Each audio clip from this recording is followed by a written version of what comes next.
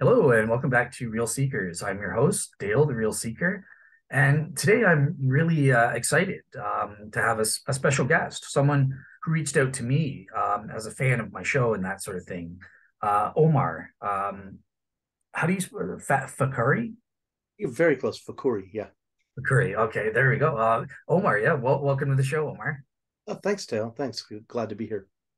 Awesome. Yeah, I'm really glad to have you on the show because you've got kind of a fascinating journey in that faith journey and that sort of thing. You haven't just been in one or two places and that sort of thing throughout your life. You've gone through an entire journey of different, very different types of religion. So first thing I want to do is, let me just kind of throw it open to you. And why don't you just tell the audience about who you are and maybe about your faith journey and everything there.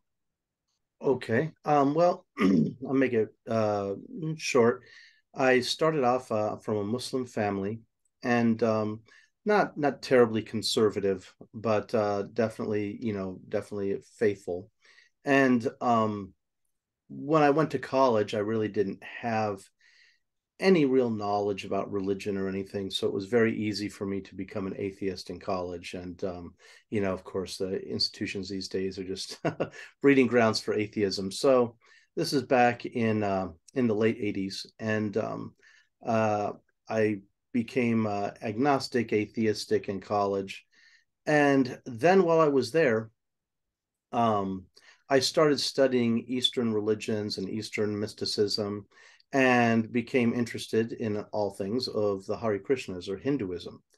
And I know that they look very silly on the outside, and you see, guys in the airports with the orange robes on. You think, what are these people are crazy? They've lost their minds. But really, actually, it is very closely based on a very old Hindu tradition.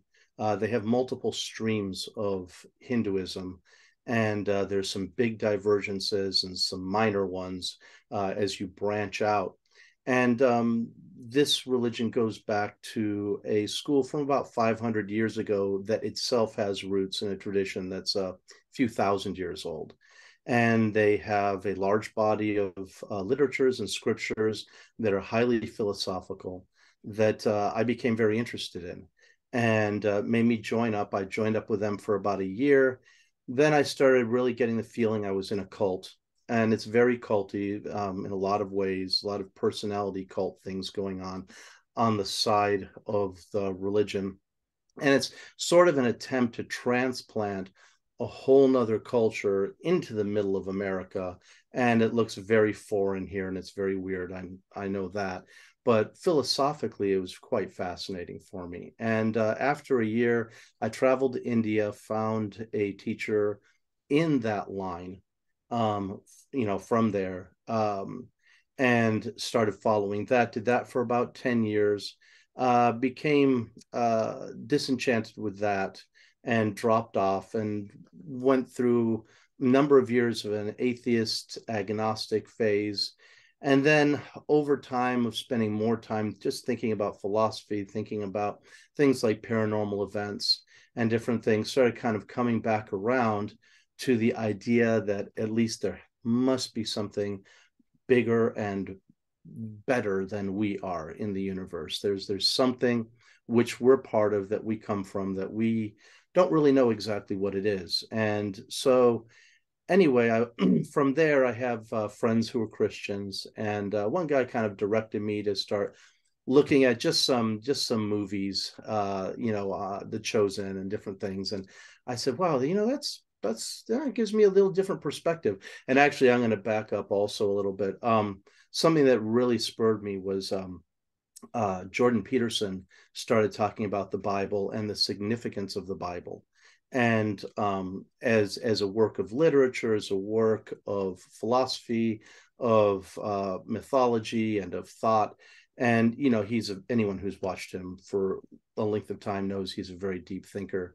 And he did this fascinating talk where he explained how every book written in the Western world is primarily or secondarily influenced by the Bible, Mm. and is either retelling or addressing issues that are in the Bible. So that made me take an interest in it. Then my friends kind of directed me a little more. And then I started reading seriously and starting to read large parts of the New Testament. And I have spent many, many hours in the past few months. I mean, like average of 6 hours a day, um, watching videos and watching people online and reading and studying and trying to learn as much as I can about it. And there's a lot more to it than I used to give credit to Christianity for being, and it's pretty fascinating. So that's where I am right now. Awesome, awesome. Yeah, it's a fascinating journey. And oh, I see we're being joined Oh, by, there's Teddy. yeah. See, I wasn't lying. I did reach out. Hey, Teddy, how's it going? Uh, Not yet. hear us? Oh, there she is. Can you hear us, Teddy? Hello. Oh, Can't hear her. we can't hear you, Teddy. You're muted.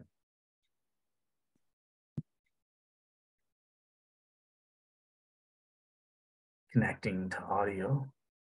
Okay, can you hear us now? Hello. Oh, there you Oh, hello. There you are. Hi. Are you So, Omar? I am. Hi, how are you, Teddy? Hi, nice meeting you. Nice Doing to well. meet you too. Had a little bit of a pet emergency this Oh, that's morning, all so right. my apologies That's what Dale was saying. for a little Yeah. bit of the delay. go. Did it get straightened out? Yes, yes. Okay. And Awesome. hopefully he won't be squealing or anything. But Awesome. So yeah, I guess we are recording now, just so you know, Teddy. okay. But basically we just kind of started. Omar just kind of gave us a brief intro into his faith journey. So Mhm. obviously you weren't here for that, but Omar, if you don't mind, would you maybe very briefly just kind of give a quick recap for Sure, sure. From a Muslim background, went to college, became an atheist, got interested in Eastern mysticism, then joined actually the Hare Krishnas, studied a lot about Hinduism, traveled to India, spent 10 years in Hinduism. Mhm. Um, After a year, I left the Hare Krishnas, but I still was interested in the religious background of it. Did that for 10 years, dropped out of that, spent another, I don't know, close to 20 years being agnostic, atheistic, and then recently became interested in Christianity and have spent quite a bit of time studying it. And I know about Dale from his Shroud Wars and Shroud debates, and there's just no one on the internet who has the breadth of information on the Shroud and the organization of the information that he has on it. And I I was agree. telling him that earlier. He's just pretty awesome the way he put it together. He is. so you can't see me, but I'm blushing right now. So Ah, no, I really appreciate that. Yeah, that means a lot to me. That I put a lot of effort for people to benefit from that. So the fact that it is benefiting you, Omar, means the world to me. That's Oh, absolutely. I mean, when someone goes through the trouble, oops, did I close Teddy or something? No. no. Oh, I'm just playing with the views on this. I just don't, I'm not too familiar with it. So, yeah, it's like, when someone goes through that much work and that much trouble to do something, you just really have to appreciate it because it's not something you have to do. And if you never did it, then I wouldn't have, a quarter of the information that I have about the Shroud now. So. awesome. Awesome. All right, cool. So I think the first thing that I kind of want to start off with, obviously the bulk of your life in terms of religion was spent as a Hindu kind of thing. So I Yeah, kind and religiously. yeah, I kind of want to like compare and contrast a little bit. So maybe I'll start with you, starting with the concept of God in general. You're sort of a general Mhm. theist. Would you describe yourself as a general theist at the moment, or Yeah, you can still go with that.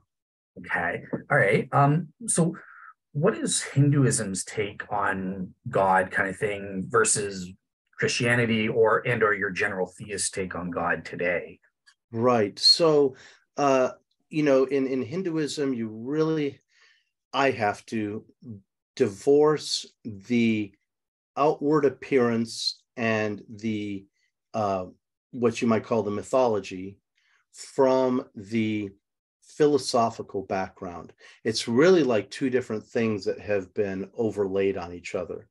That's kind of the thing that made me kind of give it up, is that at some point I realized, you know what, I'm not sure I can believe that this mythology is actually real. But philosophically, the epistemology, the ontology is pretty much unparalleled in religion that I've seen. But you have two major streams philosophically. You have the monists, who believe that there's only God, that everything you see is an illusion, even our individuality. And when we become fully realized, then first we become self-realized, then we realize that we're God, and everyone and everything is God, and that's all that exists. In opposition to that view, they also have a dualistic view, which is much closer to the Judeo-Christian tradition, where there's man, and there's God, and there's the world, and these three things are all real, and that all of it, God is the substratum of everything, and the foundation, and that the living beings are similar in quality to God, but eternally individual and atomic in comparison to him, and exist to serve God and to live in his creation. And then the levels of creation are grossly a material world, and then a spiritual world where God resides. And this world is basically a giant mechanism that houses embodied souls. And these souls are transmigrating from body to body, and either becoming denigrated and going into lower life forms, or becoming purified and elevated and moving up into higher lives, where eventually the goal is to find a spiritual lineage and teacher, and then hook up with that that current, and then be over another series of lifetimes gradually purified and elevated until they can enter the spiritual world after they die. Gotcha. And you were a part of the latter when you. Yes, the latter, definitely. Yeah, very much. Yeah, the former Advaitism, which was propounded by a guy named Shankar, who is a very famous name in Hinduism. You can't take a 15-minute class and not hear about Shankaracharya. And that was an earlier school of Hinduism. And I think that even before that, I think they started with a general mythology and kind of like a primitive conception of God, kind of like the Greeks or others had. And I think there's also, I'm not a scholar, and I know scholars who will tell you that Zoroastrianism and Hinduism are linked, that one came out of the other, they both grew out of a similar source. So it started off with that. And then, in India, they spent a lot of time contemplating and thinking and philosophizing. And even when Alexander went there, he brought philosophers with him in his retinue, and they were amazed at, the conversations they were having with those people. And these are people who were studied in Plato, and of course Aristotle was contemporary to Alexander, so the great minds of Greece, went there and were, had this very in-depth conversations with these people. So they're not just superstitious snake worshipers and whatnot. So, and they spent, even after that time, thousands of years focusing heavily on philosophy, on mathematics and astronomy. Those were things that they were very interested in, and where the Western world was taking a lot of time developing technology and, construction and building via the Romans and a lot more technological stuff. They put their energy into developing philosophy. And regarding Christianity, my thinking right now, and I have no true solid basis for this other than my personal impression, is that when Christian missionaries, I think starting with Thomas, started going to India, they brought the, not just Jesus, but also the ideology behind it with them. And I think that transplanted there in a way where it really suited them, and they incorporated a lot of those ideas into their religion and actually wound up adopting it. That the religion called Chaitanya Vaishnavism that the Hare Krishnas were based on, I think is very influenced by Christianity. I think that the whole mythos of Chaitanya, I was joking with a friend of mine who's a professor of religion, saying he's Jesus without the beard, man. It's just, he is an incarnation of God himself, a direct incarnation of God in the form of his greatest worshiper, who comes to earth to teach man how to sacrifice everything and give their heart to God in love. It's by following his example. It's like, well, and it's so funny because I come from a Muslim background, so it never occurred to me all that time I was involved in the religion, the similarity, until I started researching Christianity. And I said, well, there's a 1,500-year gap between these two, so this could only have flown one way. So, and also the way in which they conceptualize love of God is very Pauline. When I read Paul, I go, oh my God, this is Raganuga Bhakti. This is what they were talking about. And I think they were also influenced by that.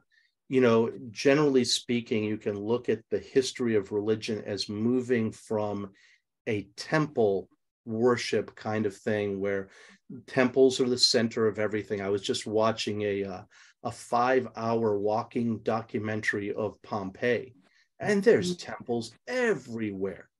So whether it was God or gods or whatever, when humans started really gathering in cities, religion was very important, and there were temples everywhere. And of course, the Judaism was based around temple worship and sacrifice. Those were the two big things. You go to the temple and you do sacrifices to be purified for your sins. And that was pretty universal. That was all over, not just the Mediterranean basin, but I think that was the Chinese had something like that. And certainly in India, it was all about temples and sacrifice. And then at some point, religion flips and becomes internalized. And it becomes about devotion and about love of God. And I really think that flip started with Christianity. And you see it in other parts of the world, but I think you see it in Christianity first. And other people kind of took it from there and adopted it. Awesome. Yeah, that kind of gets into my next question before I'm going to go to Teddy and open it up for discussion. But yeah, so in terms of the existence of God, I kind of want to look at, number one, the concept of God in the theistic Hinduism versus Judaism, and we're talking about some of the similarities there. I want to turn it to you to get some of the differences. Yeah, what are some of the differences conceptually between conceptually? So far, I think that, and I'm just going to refer to blanketly as the Judeo-Christian tradition. And mostly I can only speak mostly from the Chaitanya Vaishnavism perspective, because that's the one that I studied the most. And but in terms of the Judeo-Christian tradition, I think it's a little fuzzy. The idea, the understanding of God, it's a little bit fuzzy, because God, you look in the Old Testament, and I've only read the Pentateuch, and God is walking among us, right? You see, there was a scene that just flipped me out when I was reading I don't know if it was in Genesis or which book it was in, but Abraham was camped out in the desert in a tent, and this guy, these three guys come to visit him in his tent, and one of them just happens to be God. Yep. And then later you find that God becomes a little more abstracted, a little more the traditional idea of God that we have now as being an all-powerful being who exists outside of time and space and influences the world. And I don't know how much of that is related to Platonism and Greek influence. But I think a lot of the difference too is in Hinduism, they have a conception of God, or at least in Chaitanya Vaishnavism, as being not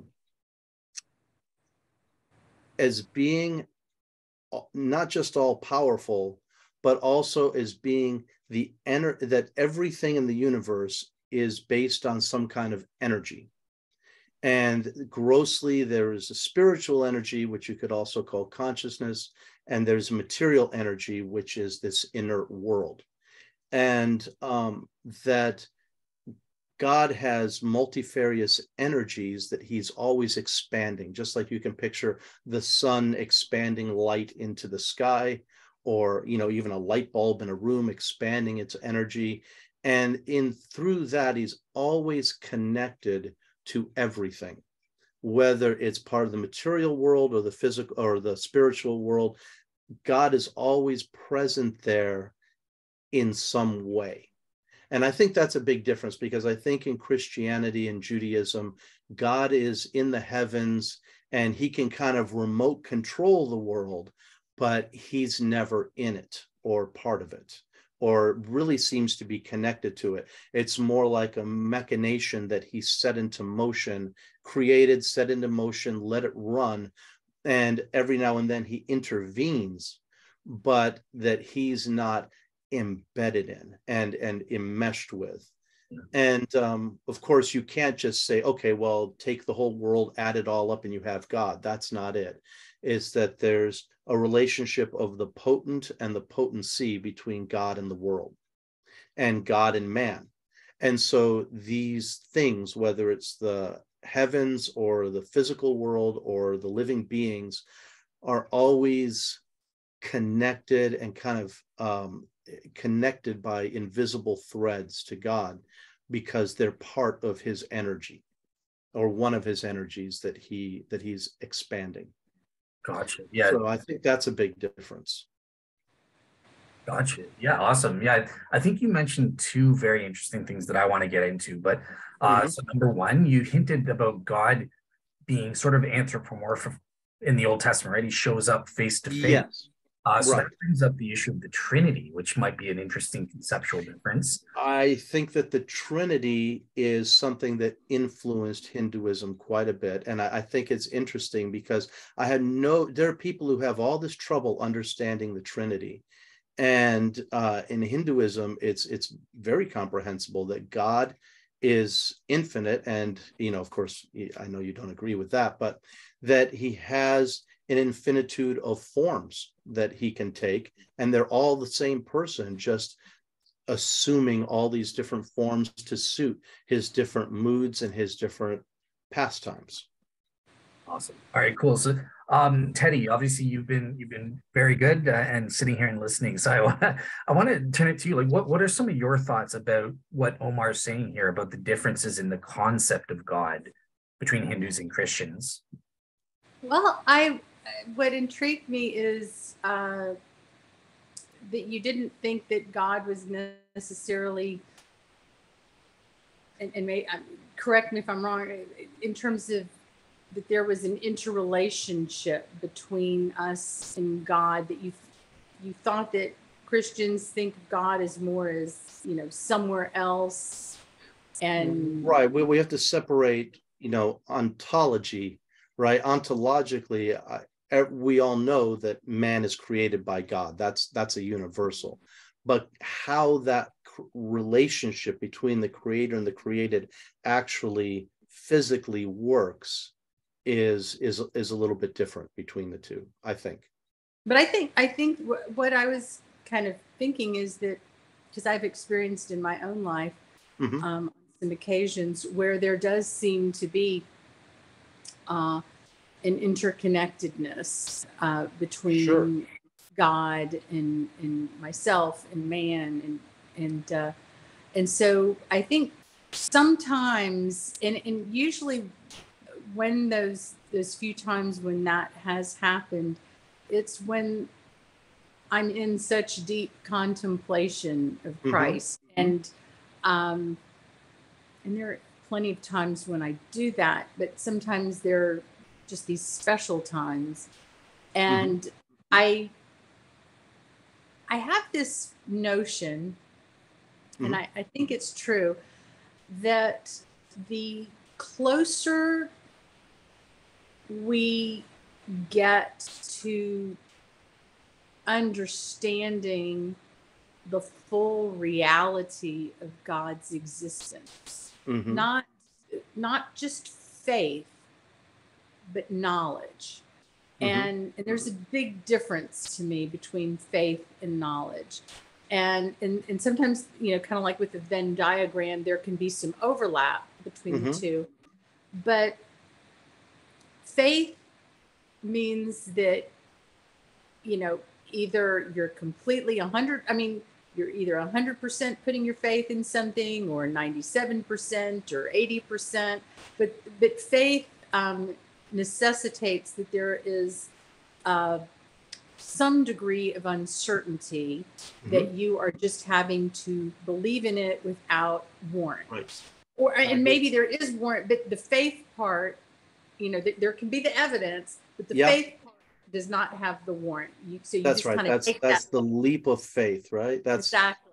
That's Kierkegaard. I used to love Kierkegaard. I just have a lot of respect for him. And yeah, leap of faith. And then that's the nature of faith. And even Hindus will tell you the same thing, is that you can have all the evidence mounted up in the world, but at some point you have to make a decision and act on it, or act either through belief or through physically act.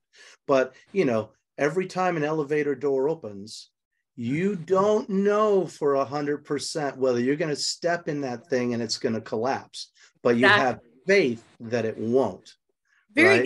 good. And you bring up something that I bring up a lot, and that is that I find many atheists and agnostics, uh, they're very against the concept of faith and taking that leap of faith when it comes to God. Everybody has But some they, kind of faith in something. And but they don't look at it when they're taking faith that God doesn't exist, or that right, they're going to step outside their home and a bullet's not going to hit them, or they're going to get in their car and they're not going to die in a car wreck. right. So every single thing we do, as well as every single thing we don't do, Yes. involves a degree of faith. And the arbitrariness of when some people say, oh, well, I don't want to have faith in this, or I Right. only want to do things that are evidence-based.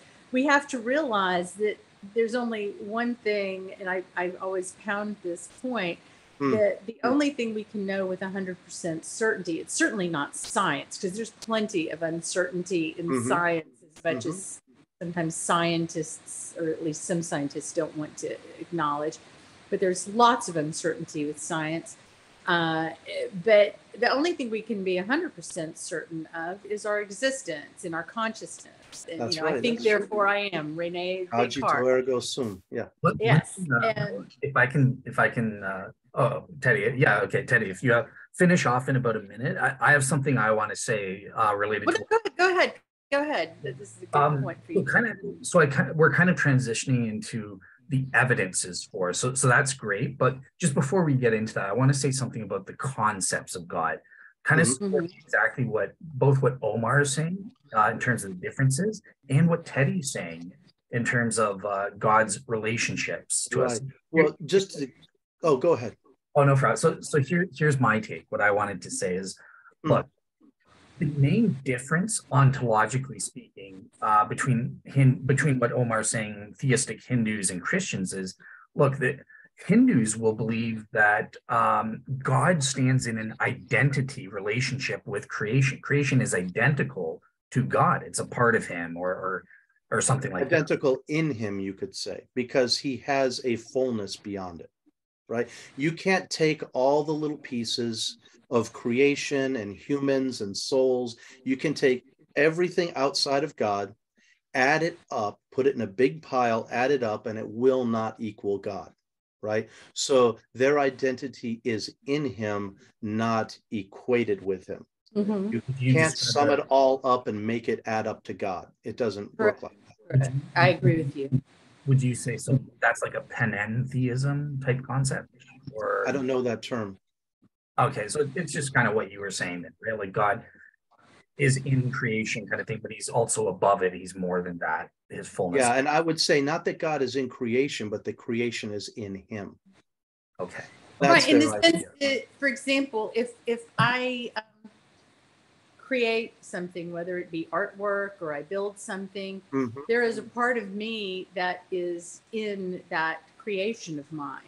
It's Sure. got my intelligence, it's got my creativity, it's got my Gotcha. handiwork to it. There is a part of me in it. And but that creation, that piece of artwork or whatever, that is not the same as being me. There's something far more to the intelligent designer, or hopefully intelligent, when it comes to me.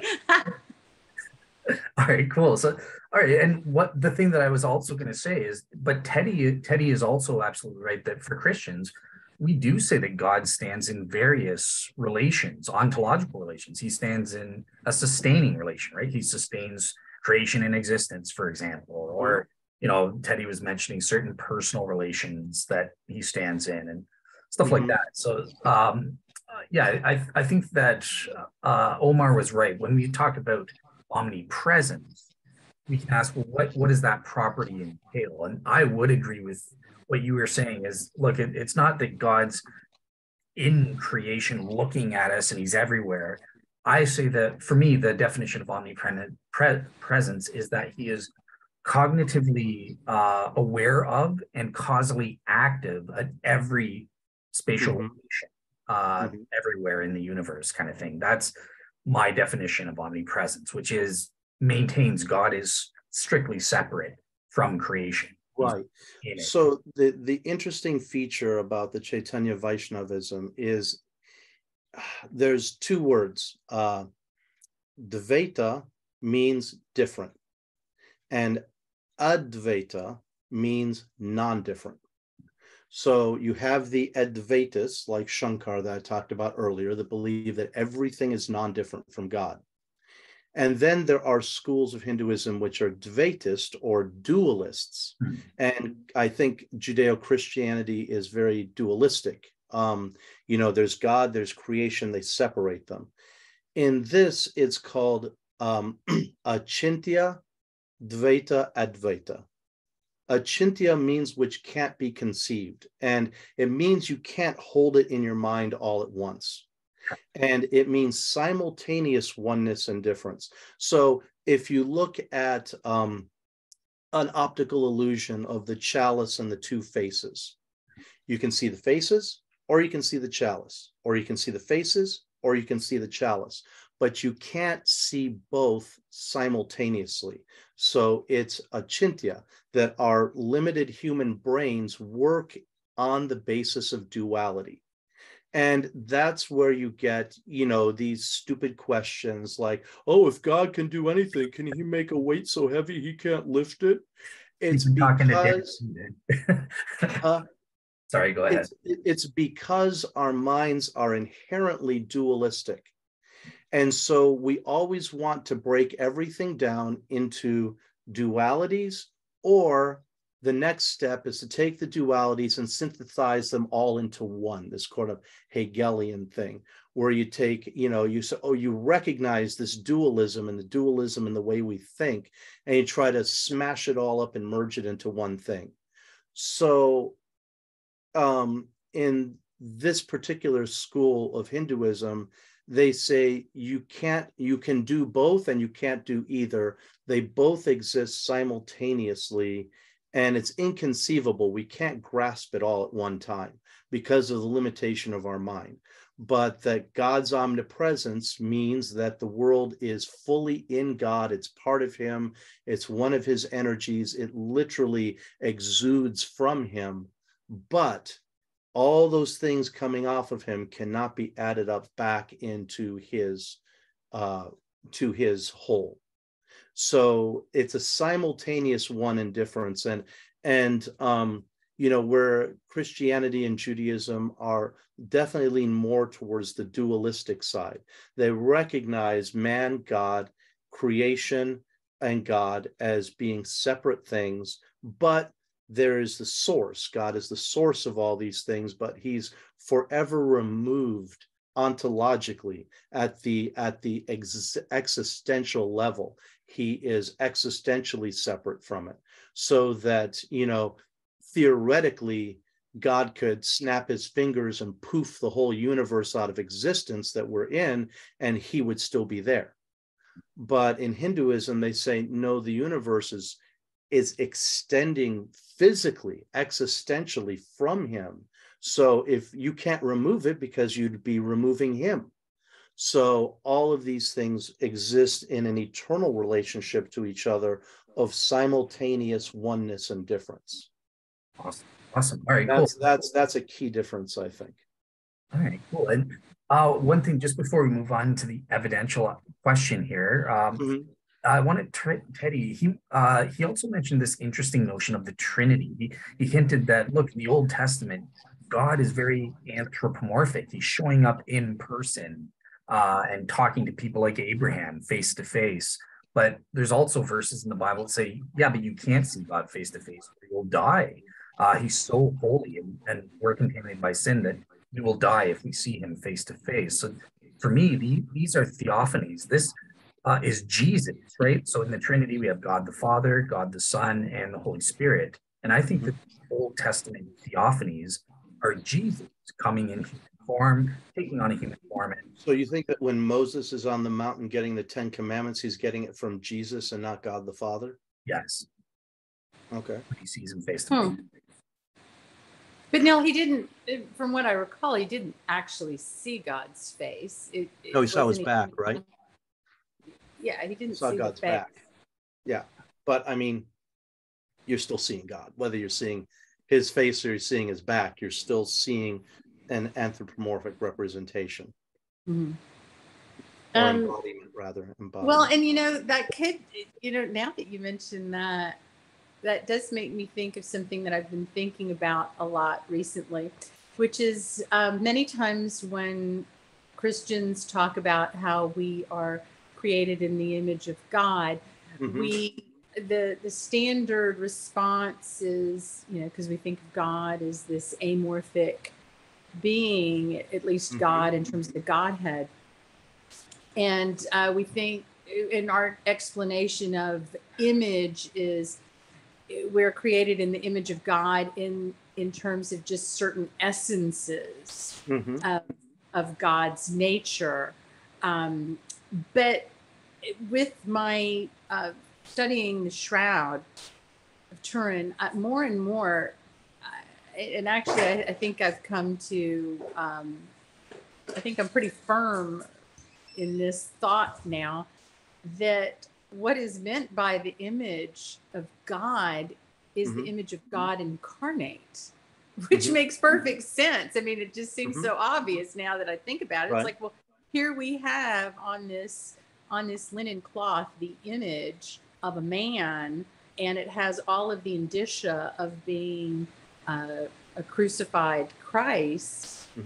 And this is the image of God that we are, literally created in. Obviously, we are not God, but in terms of the form. And so while we also, while the Bible speaks of how the more we do in terms of obeying God's commandments, and as we become more and more sanctified, we become more God-like. Not that we are capable of becoming God, but we become more God-like.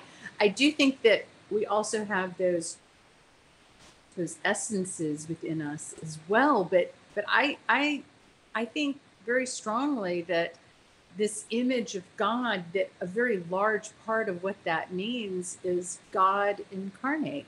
Hmm. And that too gives a further evidence that this claw Hmm. is sending a very, very powerful message to humanity. And Hmm. so many people are, I just, it astounds me how many people I come across who have never heard of the Shroud of Turin. They're just completely unaware. And you know, and there are plenty of documentaries Yeah. on it, especially around Easter time, and magazines. I was a 15-year-old Hmm. and I just came across it was on television. It was around Easter time, and then the next day, I saw a magazine with the shroud on it at the grocery store, and then I asked my mom if we could go get a book about the shroud, and so that's how um, I, you know, first learned about the shroud and became really interested and excited about it. But it was from the age of 15 on that I no longer just had to have faith in Right. God, but I had real knowledge of God. And the more I study the shroud, the it becomes more complex the more you study it. I mean, Hmm. it's there are still many parts of it that, you know, yes, we can know things about it scientifically, but it seems to me what I've been concluding is God has given us enough scientific and historical evidence to know what this is and what its significance is, but we're never going to have um, perfect explanations for everything about it, and we're certainly never going to, I'm confident of, nobody's ever going to reproduce it with all of its special qualities, One, because then it would be of this world, it would be of the Right. natural world. And I'm convinced that it is supernatural. no. It mimics Christ himself. Hmm. it's it's supernatural yet natural, of this world yet Mm. beyond Very, Okay, this very cool. so I'm gonna, world. Omar, I want to step in and just say, I'm going to turn it to you, and you guys can go on to the shroud Uh-huh. again. This is an informal discussion, so we don't have to go further, but there's one aspect here about the shroud before. I'd like you to answer this as well on the concept of God, right? So one Okay. important difference with the shroud, so Teddy's saying, well, this is the image of God incarnate, Hmm. right? So this is, I find that this is different than the theophanies in the Old Testament, because in the New Testament period, when Jesus became incarnate, God the Son Hmm. incarnate, he took on he gained a human nature during his Hmm. time of humiliation. That's Hmm. different. He did not acquire a human nature when he was talking to Abraham or talking to Jacob, you know, where Jacob wrestles God. I think he's wrestling Jesus. And then he names the place Peniel, which in the Hebrew he calls it that because he wrestled God face to face, and yet his life was spared. So When you say wrestle, because I've heard this term and I know the word Israel from Jordan Peterson means those who wrestle with God. Do you mean they physically had a wrestling match, yes, or do you mean they're wrestling metaphorically? Okay, I don't know about the story, so I'm it not familiar with that. they actually were wrestling, and at one point, from my memory, Jacob was winning against God, and then Hmm. God touched his knee, and instantly he lost the fight or something like that. That just from memory, that's what happened. So Jacob was so amazed that he was seeing God face to face, and yet Right. he didn't die as the Bible says he would, right? So in that case, the point is about the Trinity, the concept of God, where Hmm. Jesus is coming down, taking on the form of a human being, right? So that's kind of similar to what Hindus say, but in the New Yes. Testament, it's Yeah. totally different Takes because on a form, and like Chaitanya was a real historical person, and they believe that he's an incarnation of God, but you're able to see him, talk to him. Even the Muslims interacted with him, There's historical documentation he existed. Of course, most people outside of the tradition are going to come and say, well, he was a guy and the mythology was ascribed to him. It's really not relevant to the point. The point is yes, just like with the idea of the Trinity, they believe that God is able to channel himself down into a physical form and be apprehended by people because he's all powerful. There's nothing he can't do. So, I've heard people say, rabbis make arguments, how can God do this or that? How could he be Jesus? Well, it's like, if once you accept the idea of God, then you have to accept that God can do anything and anything is possible.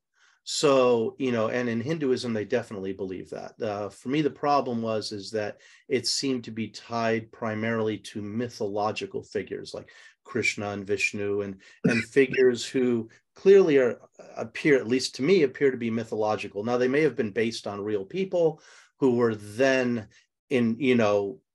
expanded upon and attain mythical status.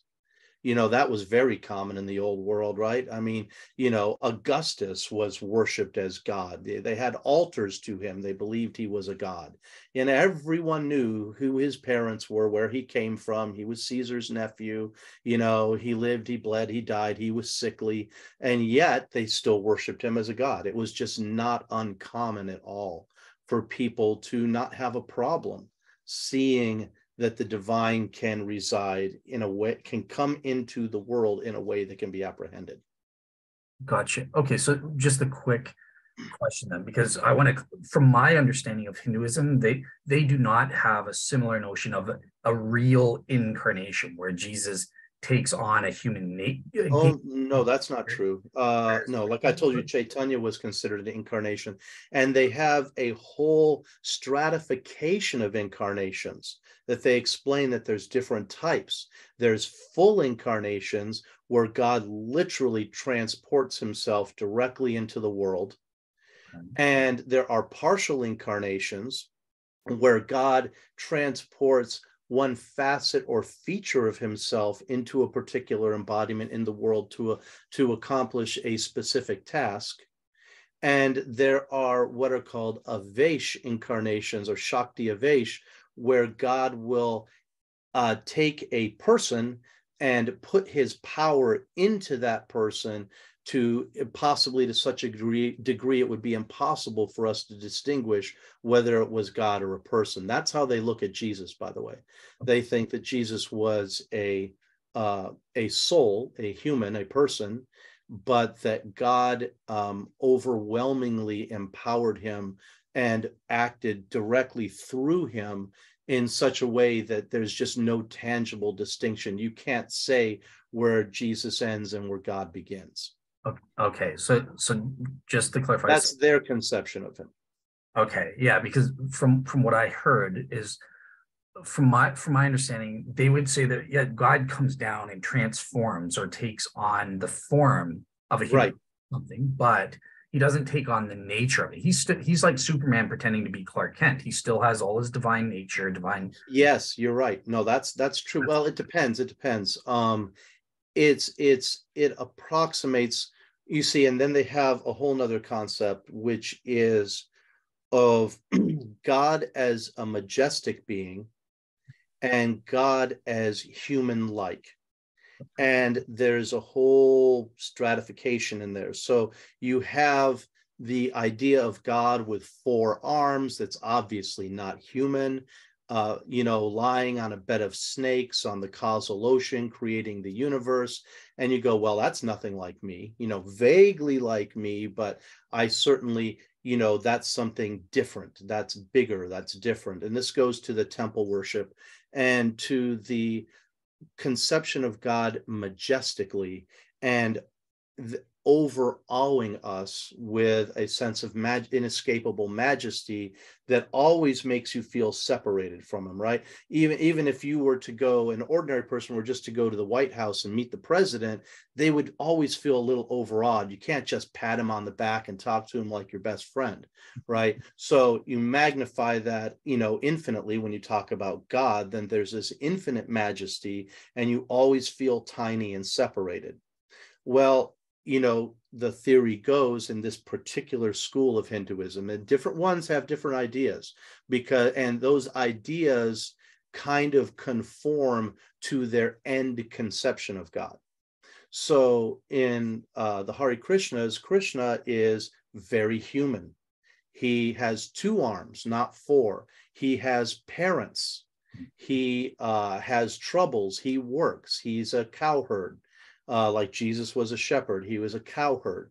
He walked around on the earth, and yes, he always retained his majesty internally, but externally, he appears just like a human being. And if an ordinary person, not a person who was allowed to have the vision, were to see him, he would just look like some human being.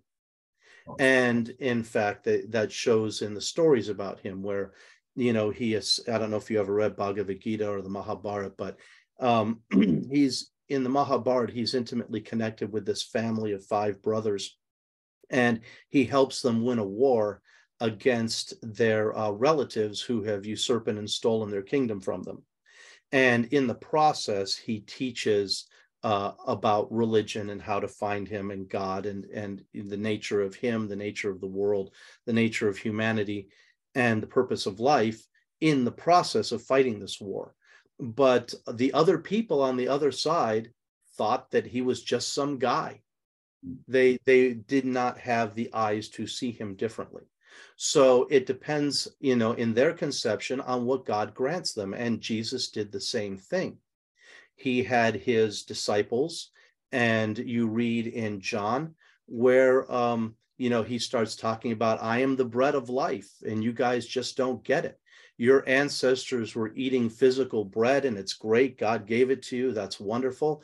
But I am the bread of life. You have to eat of this bread. And they're going, isn't this the guy that came from Galilee? And, we know who his parents are. And who's this schmo? What's he talking about?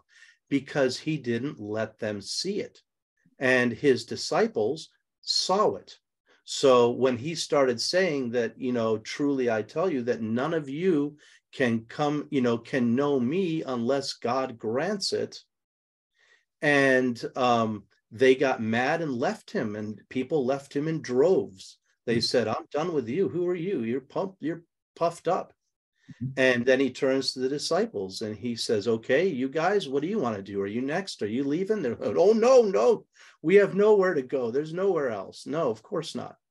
And so in Hinduism also, God always internally has his majesty, but whether he chooses to express it or not, whether he chooses for people to see it or not, is in different degrees. And with Chaitanya, just like Jesus, that's why I was saying that I think that this was influenced by Christianity, that he was fully humanized in terms of feeling like a person, living like a person, doing just like a person, and not God as a person, but as a person who even forgets that he's God internally so that he can worship himself. Gotcha. Awesome. All right, cool. Yeah, I wanted to clarify that. But yeah, I'm not going to stand in the way. This is an informal discussion, so we can go out of order. So Teddy brought up this great question about evidences in favor of Christianity, namely the Shroud.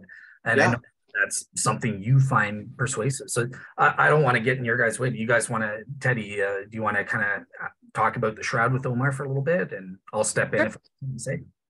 You never have to twist my arm to talk about the Shroud. The Shroud is so cool, isn't it? It is. And I'll tell you, the more you study it, the cooler and more fascinating it gets. It becomes absolutely mind-boggling. And something that you had mentioned earlier in terms of the duality of things, like, for example, the optical illusion of the two faces in the chalice, or the other famous one with the old woman and the young woman. Right. Yeah. I've actually got a little, it's like a deck of cards of nothing but optical illusions. Oh, that's cool. They're great fun. I love those. But something very fascinating that I discovered, I had known about this for a while, but it only started to gel in my mind, the significance of it. And that is, so you may have heard that some people claim that you can see teeth on the Shroud of Turin. Teeth, yeah. And then some people say, oh no, it's just the banding of the threads where they were bleached. Yeah. To me, that becomes like this common little mantra that, you know, it's the explanation for everything. And I'm like, well, I acknowledge that, yes, each hank of thread was bleached separately, and there are some variations when you go from one hank to the other. But that can't be just this catch-all explanation for every... No, because I looked at it with the best quality pictures I could find, and I don't have really great images, unfortunately, but I could see the banding of the threads going up into the mouth, okay? But isn't it convenient that this banding happens right under the nose, right between the lips, right where the mouth is supposed to be, not in the cheek, not in the eye, not in the forehead. Yeah. And I have looked at other parts of the cloth to see, okay, do I see magical teeth appearing? Yeah, right. You would expect to see them. And you can see, for example, a little bit a ways off, you'll see some little things that here and there could look like teeth, but you don't see a full set right where teeth should be. Right. And I don't know if anyone's gone to the trouble of counting them. I still got it on my... Can I raise an objection? Because believe it or not, I'm a little skeptical of this claim about the teeth. And I actually made a video afterwards. So I had Gary Habermas versus Gary. Yep, I saw the video too. Yep, where I don't know why Gary Habermas didn't do it himself on the talk, but you did it for him because Hugh Ferry was saying to him, "Well, can someone just show me the teeth? Just show them." Oh, it's so obvious. But here's the problem, right? So I drew my version of the teeth, and I could see them clearly. And I agree with you. Exactly what you were outlining is exactly what I was seeing. Okay, and you know what? I had another pro shroud guy in the comments. He said, "Well, look, you're off. I see the lower teeth lower, right below where you were putting the lower teeth. Those are the upper teeth for them." So, like, this kind of, someone could say, "Oh, well, isn't this proof? Look, they are seeing." Well, you got a set. There's the upper and lower that show. Yeah, but they both show. Where I was drawing the lower teeth, they were saying, "No, those are the upper teeth." Then where were your upper teeth? Were you outlining upper teeth? I was, yeah, I did, yeah, but I clearly saw them up above where this person was. So I would like to, maybe after the show or something, we can post something to show that that difference there.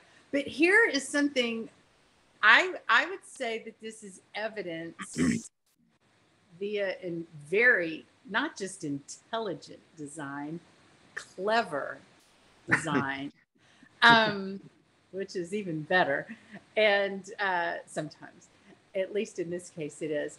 But I would argue that this is evidence that those teeth exist because of what it shows. There is an optical illusion that goes on with the shroud. Like, have you ever seen those lenticular photographs or postcards where it shows two images? Yeah. Oop, someone cut out. Oh, she froze. Might be back Shroud in. of Turin. And then when it moves, the painting that is based off of that photograph and its proportions by, I believe the person's name was maybe Adrian Agamemnon or something like that. But I think it's probably the closest representation that we have in terms of knowing what Christ looked like in the flesh.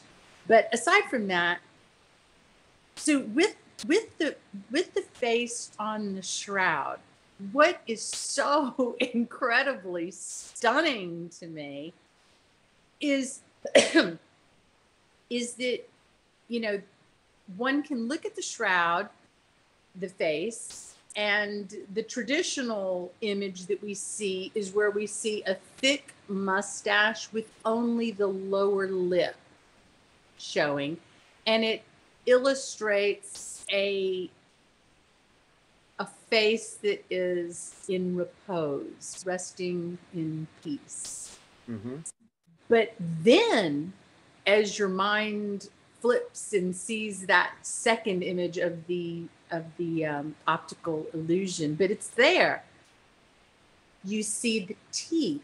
But no, when you see the teeth, look at what you see on that face. You see a face in absolute agony, which is, I'm sure, the face of you know, Christ's agonized face on I the never saw cross. the agonized part of it. I saw the teeth, you know, kind of peeking through, but I don't see anything that looks like a face in distress. The when you look at it, it looks like half an oval, so like this, right? Mm-hmm. And to me, it looks like the mouth is wide open, like crying out in the most horrific distress. But then think about it. When we know that as Christ would have been, when they were preparing him to place him in the shroud, they put, which is traditional, a chin band. And my mother, who is from Greece, and in Greece, because of limited land, what they do is they only keep people buried for a certain amount of time. I think maybe 1 or 3 years, until the body skeletonizes, and then they put the bones somewhere else. I don't know if they call it an ossuary or not, but you know, people aren't just normally buried like we do in America there, but or maybe just the wealthy, who knows. But my mom remembers as a child being at the cemetery and seeing somebody's body being exhumed and seeing the chin band. So even you know, in modern times, they still use that, and that's not even in, you know, we're Greek Orthodox, not Jewish, Right. so that's a common thing to close the mouth. Just but the interesting thing is, so here I'll So, oh, she froze again. Okay, Froze so again. that, yeah, so while she's frozen there, that's interesting because for me, I don't the mouth looks like this, in this shape. okay.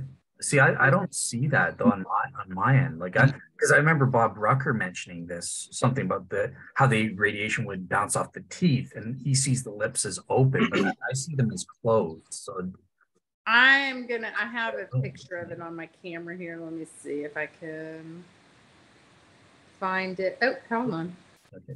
And after we finish this, I do want to turn it to Omar to give kind of his general thing on 2 questions. Like, you know, number one, what is the evidence that persuaded you that it's historically authentic to Jesus? And then number 2, what do you make of the scientific evidence suggesting it's a miracle? But yeah, I see Teddy's. Can y'all see how it's shaped like half? Yeah, but his mouth is closed, and you can see his cheeks. You know, you can see them right up here like this. You can see the cheeks. You can see where the beard is. You can see the cheeks, and it's closed, and the teeth are together. You can't have your mouth open and the teeth together at the same time. You can if the chin band has then closed. Yeah, I wonder whether there even was a chin band, because I know that Gary Habermas talks about the gap between the hair and the cheeks and says, oh, that's where the chin band was. But Barry Schwartz says himself, he says, no, it just looks that way because it was such a high contrast picture. And if you turn down the contrast a little bit, the rest of the face fills out between the hair and the gap. I've seen him say that a couple of times. But then the other thing is that would make sense is you would expect a chin band, because I believe that was part of a traditional Jewish burial. I don't know if it was. I don't know. I've heard people talk about the traditional burial on different videos and stuff, and I've heard people say lots of different things and disagree with each other and say this was the tradition. Well, no, that was the tradition. And all right, fair enough. Well, all right. Well, Omar, I want to turn it to you. So let's kind of open it up. Apart from the issue of the teeth, why on yeah, it's not showing up, Teddy, but why on earth is yeah, that's how you see it, kind of thing. Okay. Yeah. No, does Okay. that's not a happy face. Look at the down turning of the upper mouth. Yeah, but his cheeks are like this. If it was turned down, his cheek. Look at the picture. Look at your actual picture, and you can see the chubby cheeks. They're lifted like this. If his mouth was downturned, his cheeks would be sunken with it. But his cheeks are lifted. The bones are high, and you can see. That could be the swelling. Don't know. It's possible. I think that the minutia of the image has a lot to do with how it's photographed. And I don't know if it's useful to try to pick individual little details out of one photograph. You'd have to see a number of photographs at different contrasts and compare them to see, because I've seen seen the image on the surface. This is the image that shows through when you invert it. So it's I think it's a little more finicky of an image to try to pick apart that closely. So after you give this response, I want to turn it to Omar and ask him generally about the other evidence that does convince him. But yeah, finish your thought here on the. I was just going to say that I've seen multiple photos of the shroud, and I'm always seeing this optical illusion of seeing Christ's face in repose with the lower lip showing, with the mouth closed underneath the mustache. And then I see that very agonized look where it looks like, when we know that when Christ died, he was crying out to God, and then he gave his last breath. And I think with rigor mortis, I think that the mouth froze in an oval. Like if you think about crying out in your most agonized state, your mouth is going to be wide open like an oval. But then when you take with the chin band, you close the bottom part of the oval, then you're left with the semicircle or a semi-oval. And I think but I think that the reason why the top part is curved like that is I think that rigor mortis froze the mouth in that shape for this optical illusion. Because I mean, it is just so eerie to me that I can look at that photo and I see Christ in a peaceful state, and then I switch gears in my mind and see Christ in an agonized state. And I find that to be I'll look at it again and see if I see that. I just never noticed that, but it always looked like a very peaceful, placid face to me. Even when you're seeing the teeth? Yeah, because I see the teeth as showing through the exterior, just like right now. I have my mouth closed, and if you x-rayed me, you would see my teeth through this. But see, I'm seeing the curvature of the lips, of the mouth. I think it's just the curvature. Like if you're going like that, you're going to see. Right? But you see, you just lowered your jaw. You can't. Right, but then with I don't know. you bring the bottom part of the face up with the chin strap. And I see what you're saying. I see theoretically what you're saying. I just have to look for it and see if I see it. Take a look. Interesting insight as always, Teddy. You're doing great work with your research and stuff. So, all right, but Omar, I want to open it up. Look, the shroud isn't just about these teeth. Right, right, right. So what is, look, forget about the science for a second. What is the evidence that convinces you this belonged to the historical Jesus, first of all? That's a good question. I've always just taken on an assumption that it was. I mean, it's it's it's who else would it be? I think Gary Habermas did that presentation where he had the numbers all broken out with a probability for each one, and it came to like 1 in 100 million that this was Jesus. It wasn't Jesus, right?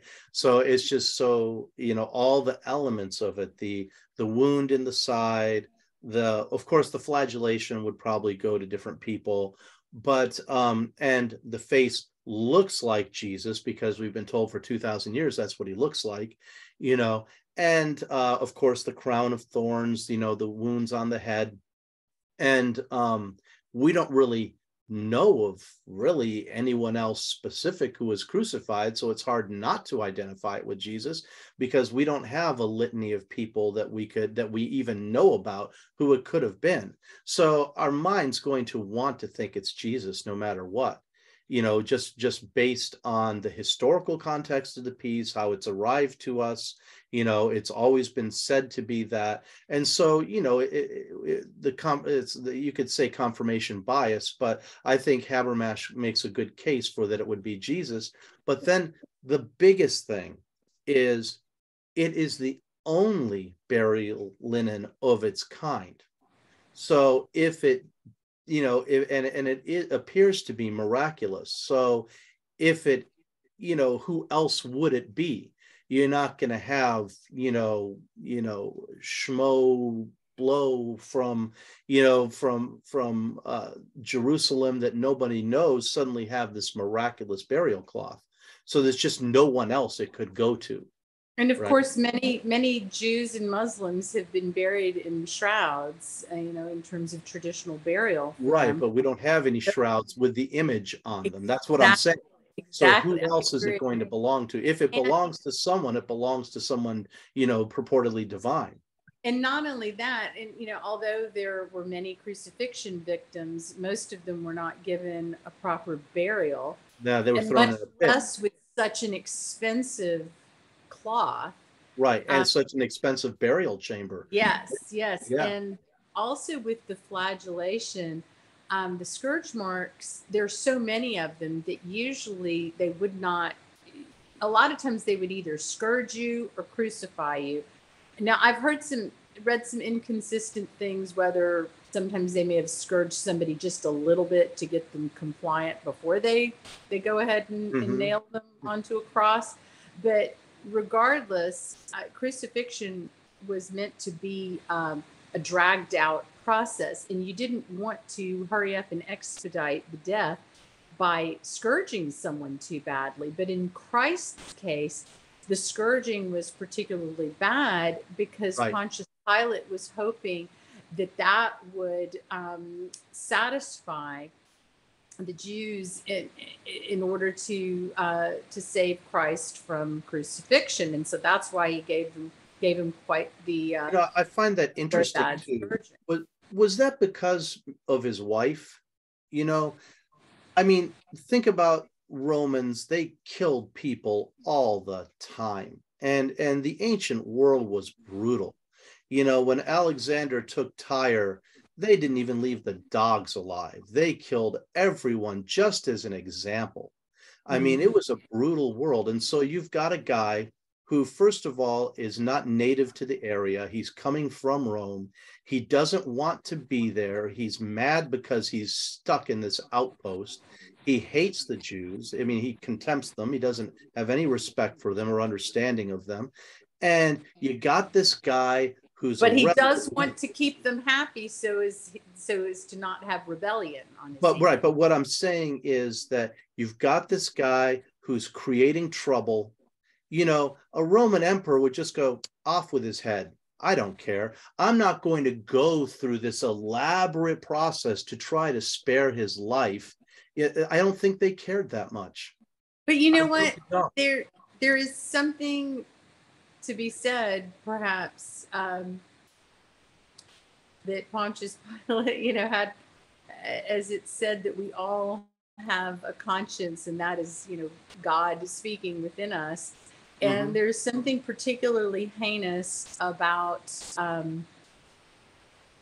punishing or killing somebody who is wrongfully accused. I think that speaks to just about everyone, because we all think inherently like how badly we would hate that But to happen. I think that Pilate thought that Jesus was rightfully accused, but getting the wrong punishment. Oh, you see, I think Jesus, Jesus, looked at him and said, he said, you don't know what the truth is. And he told him, I'm the Messiah, I mean, didn't he not tell Pilate that? When Pilate asked him, maybe I'm mixing it up, but when Pilate asked him, look, are you the king of the Jews? He said, you say that, they say that. I didn't say that. But then later Jesus, basically tells him that he's God. Yeah, I think Pontius Pilate. Maybe I'm wrong about that. Well, I'll just Pilate had some sympathy. Okay, so I'll just contribute to this. Here's my take. It's kind of a similar thing. So I actually don't forget Pilate's wife had that dream. God, right. And I think that played a role. There was also a bit of the sits and leave it. So we know the background of Pontius Pilate. He was a bugger. He would not be the type to be wishy-washy at all. But there was an incident that happened, I think, in 32 AD, the year prior, with the Emperor Tiberius and Sejanus. And Sejanus got a little bit out of whack and had some issues with the Jews or something like that. So Pilate still would have had that incident. Again, I don't remember the details offhand. And I think that played a role in why he's partly being wishy-washy. He's also heeding his wife having this strange dream. So he's not just automatic, crucify the SOE. He's trying to, okay, I want to keep the population calm. I don't want to revolt, because I remember what happened last year when there was this huge revolt or something like that. I don't want that to happen. So scourge the heck out of him, and let's hope that'll satisfy them. And obviously it didn't, but okay. Yeah. All right. But that's not typical for most crucifixion victims. So that is something, a special feature that we see on the shroud, in terms of to distinguish it as being Christ's burial cloth as opposed to some random crucifixion victim. And we have, of course, the side wound, which was not typically done. And we have the crown of thorns, which, what other crucifixion victim was mocked as being king? Yeah. Right. None that we know of. None that we know of. And we have the fact that this body in rigor mortis was somehow removed from the shroud with it before decomposition got on the cloth, without presupposing how that's still an indicator of Jesus, because he rose from the dead. Right. All right. Well, Omar, I want to turn it to you, because this is the most important part on the discussion on the shroud. Because look, I've had in response to this skeptical claim that only Christians are pro-shroud, and I've brought on Arif Khan, the religious Muslim. I've brought on Barry Schwartz, who's a non-religious Jew, and I've brought on John Loken, just the non-religious agnostic. They've all been pro-shroud on the historical question, but not on the question of, are the images miraculous? You're different. You're not a Christian, but you think that there is evidence that the images were formed miraculously and are proof of the resurrection. So, well, if they weren't performed miraculously, tell me how they were made. Now I understand Barry Schwartz's position, and I don't want to speak for him. I think that I saw him give a TED talk on this, where he was in a very different mood than he seems to typically be in his interviews. And he was saying that, he felt that, God had ordained him more or less to be the person who brings the information about the shroud to the world. And of course, I think that TED talk was also at the Vatican. So maybe he was in a different state of mind, or was thinking about his audience a little differently. I don't know. But I think with all the controversy around the Sturp team and the accusations unfairly that were made against them, that he, even if in his heart of hearts he thinks it's miraculous, he'll take it to his grave. because he doesn't want to be the cause of casting any dispersion or accusations of being unscientific on the STRP team that already haven't been thrown at them. He really wants to stick to the scientific rigor that they did their studies with. And I totally respect that.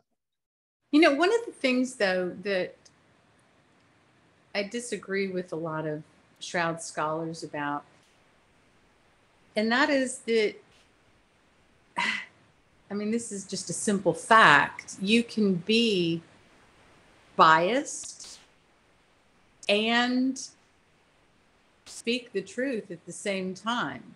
That's true. Because the truth is the truth, regardless of whether you have a bias towards it or not. Yeah. So, for example, I grew up in the Greek Orthodox faith. Mm-hmm. So I obviously had a predisposition and was, you know, brought up to believe certain things. Are Greek Orthodox pro-Shroud generally, or is that just like a Catholic? I mean, no, I mean, and I don't know why people think it's Catholic, because I mean, it wasn't even in the hands of the Catholic Church until the late 1980s. I mean, this was not a Catholic thing. This, I mean, of course, the churches that it was being housed in since the 1300s have all been Catholic churches, right? And it's Catholics attending the viewings, and it's a whole Catholic environment. But now I would say that the image of Edessa and the Shroud of Turin are the same thing. And that was in Constantinople with the Greek Orthodox, where they were controlling things. And so it has a long storied history of being under Orthodox control. Yeah, it did come from Antioch to, yeah.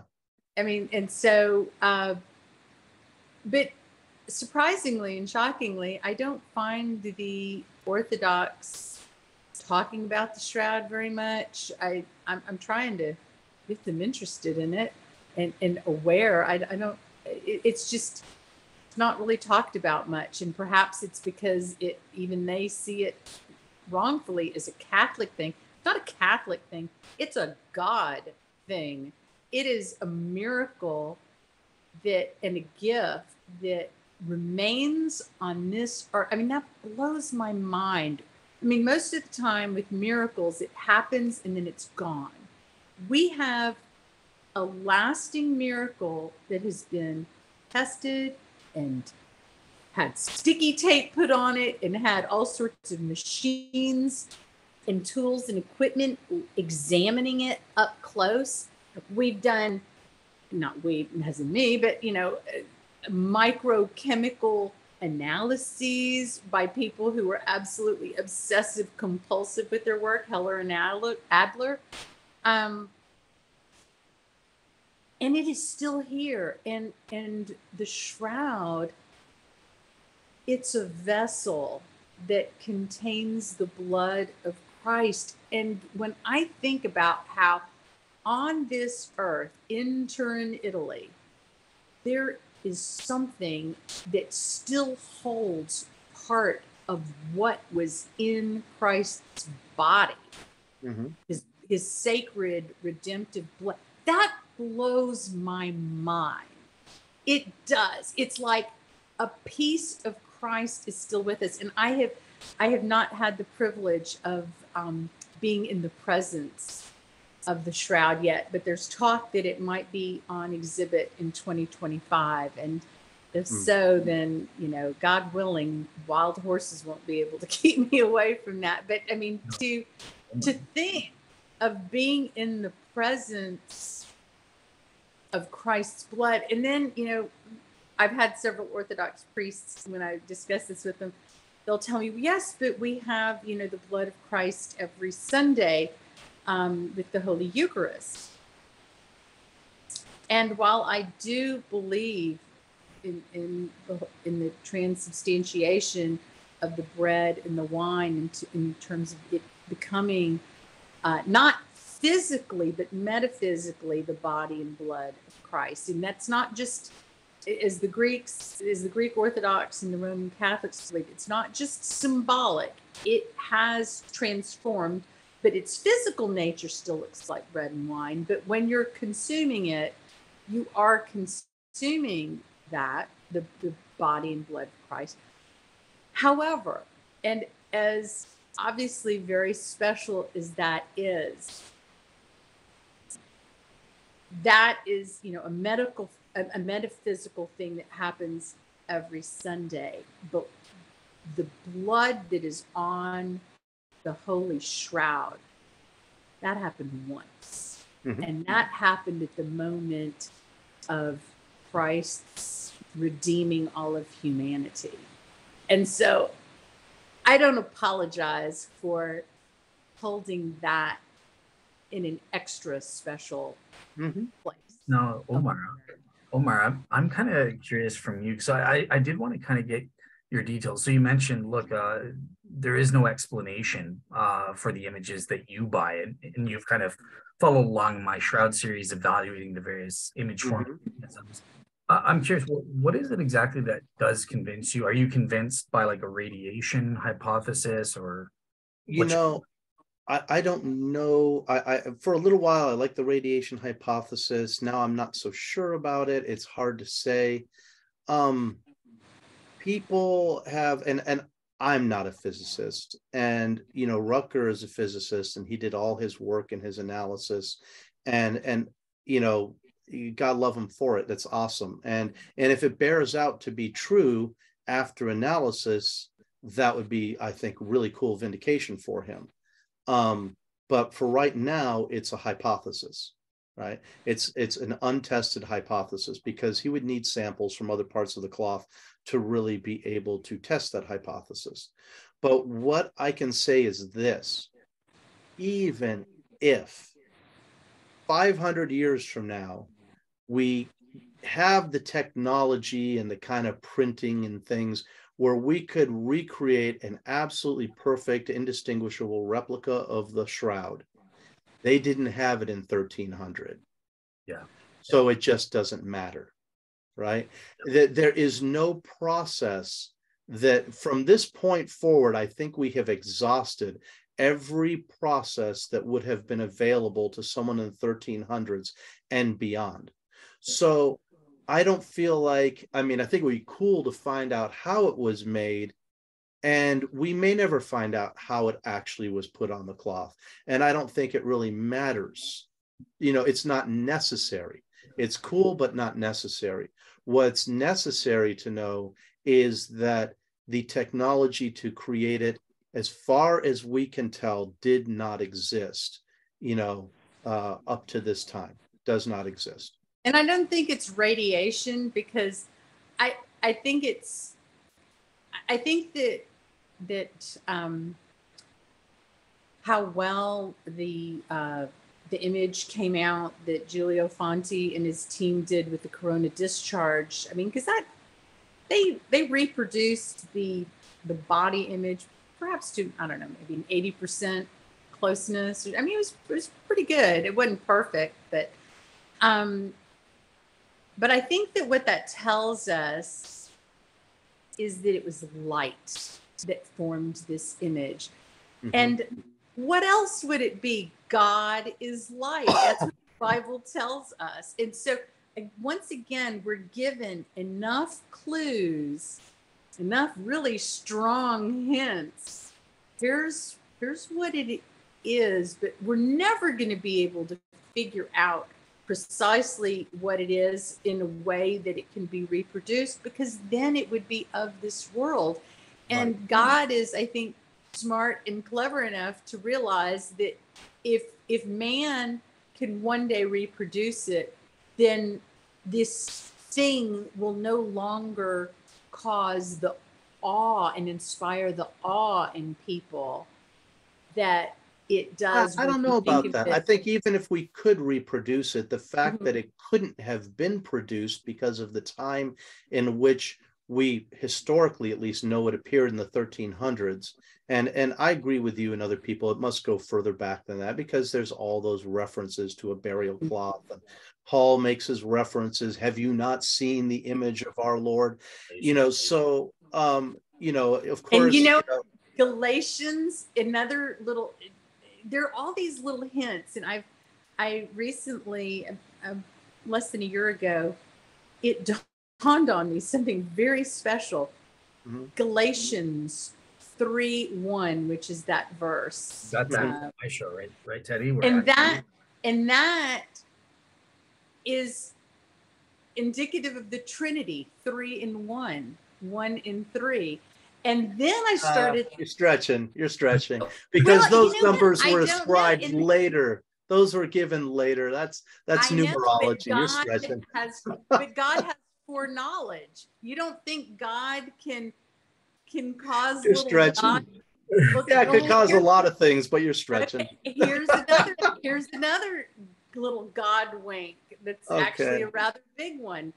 Think about the weave on the cloth. It's a 3-to-1 herringbone weave. I don't think that's. You're stretching. It's cool, but you're stretching. I mean. All right. Well, Omar, one thing I want to kind of transition from the show. We've spent a lot of time and got your take on the Shroud, but that's not it for you, because you also believe that the historical evidence, things like the minimal facts, or did I get that wrong? Yeah, I mean, I the minimal. Okay, there go my words. The minimal facts that Gary Habermas does is pretty cool, and really, I think it comes down. You could subtract almost all the minimal facts, and like I told you before, that I've seen him go from, I think, 12 and progressively shrinking it down as people have taken exception with the facts, and they've been kind of taking bricks out of the wall, and he's been shrinking it.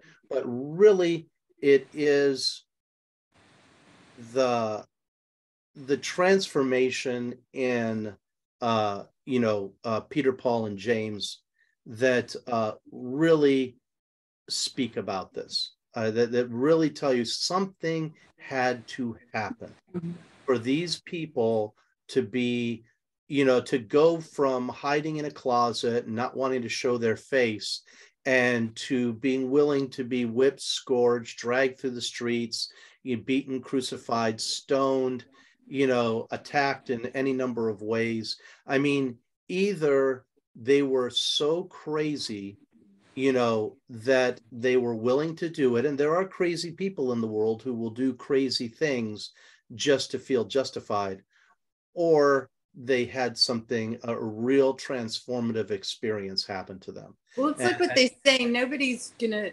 knowingly die for a lie. Well, but a crazy person can convince themselves that a lie is the truth. Well, but they do that all the time. But I don't think all these people were crazy. Paul just look at Paul, look at his writing. He is so rational. He is such a clear thinker. He's so well studied, and he's just not that guy. He's not some raving lunatic on the street corner. So you really have to pay attention. What happened to these people to make them have this transformation? So let me ask you, Omar, especially since you, if I understand you correctly, you do think there is a supernatural aspect to the Shroud of Turin. Oh, yeah. Mm-hmm. So why are you not a Christian? Or I presume that you're not a Christian. I'm interested in it. My issue comes not with the Shroud, not with Jesus, not with the New Testament. My issue is with, and Dale and I've talked about this, is things like a worldwide flood that didn't happen, all of humanity going back to two people.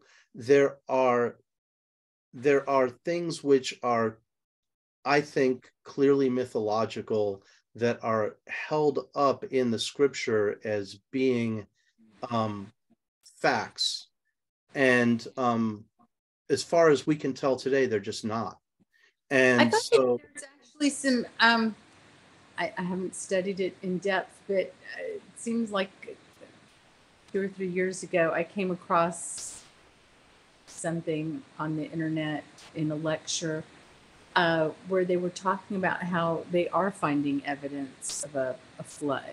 Well, now the flood's really fascinating. So there's a guy named Graham Hancock who's done a lot of research on this. He's a brilliant dude, and he was a BBC reporter, and he became interested in a place called Göbekli Tepe, which is from it's a datable artifact of the megalithic era that is from around 10,600 BC, something like that. And inarguably, this incredible temple complex that was built when people were supposed to be hunter-gatherers. And his opinion is that he pulls different things together, and he believes that there was an earlier civilization on Earth before our current iteration of humanity or civilization, and that a large parts of it were wiped out by a flood. And we have evidence of this flood now having been caused by a comet strike that we were in 12,000 years ago. We were in a period called the Younger Dryas, which is an interglacial period, but it was still a partial ice age. And the northern hemisphere was covered in this incredibly thin, maybe a mile thick layer of ice. And a comet came into the atmosphere, broke into multiple parts, and struck it across North America and Northern Europe, and causing the ice sheets to instantaneously melt, collapse, and flood North American continent, well, not completely, but to create a huge flood, and then to also flood out large portions of Europe. And so we know that there was that flood, but it wasn't a pole-to-pole universal flood that buried absolutely everything in existence. Okay, but let's look at it this way.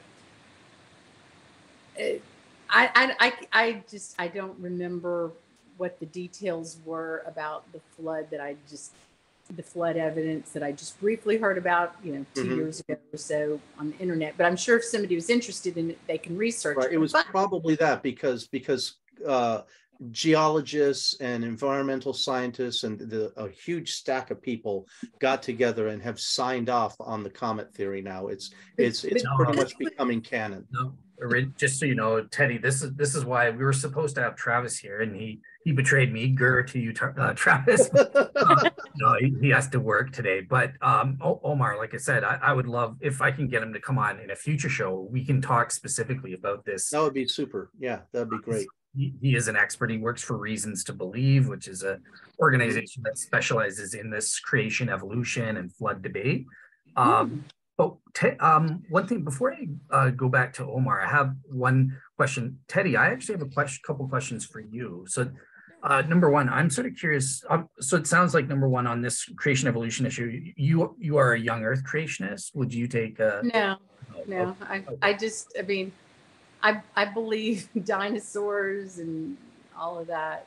Okay. Let me ask you a question, Dale, because I actually have a question. My question is, does at any place in the Old or New Testament, is there an explicit statement that says every word of Scripture is literally factually true?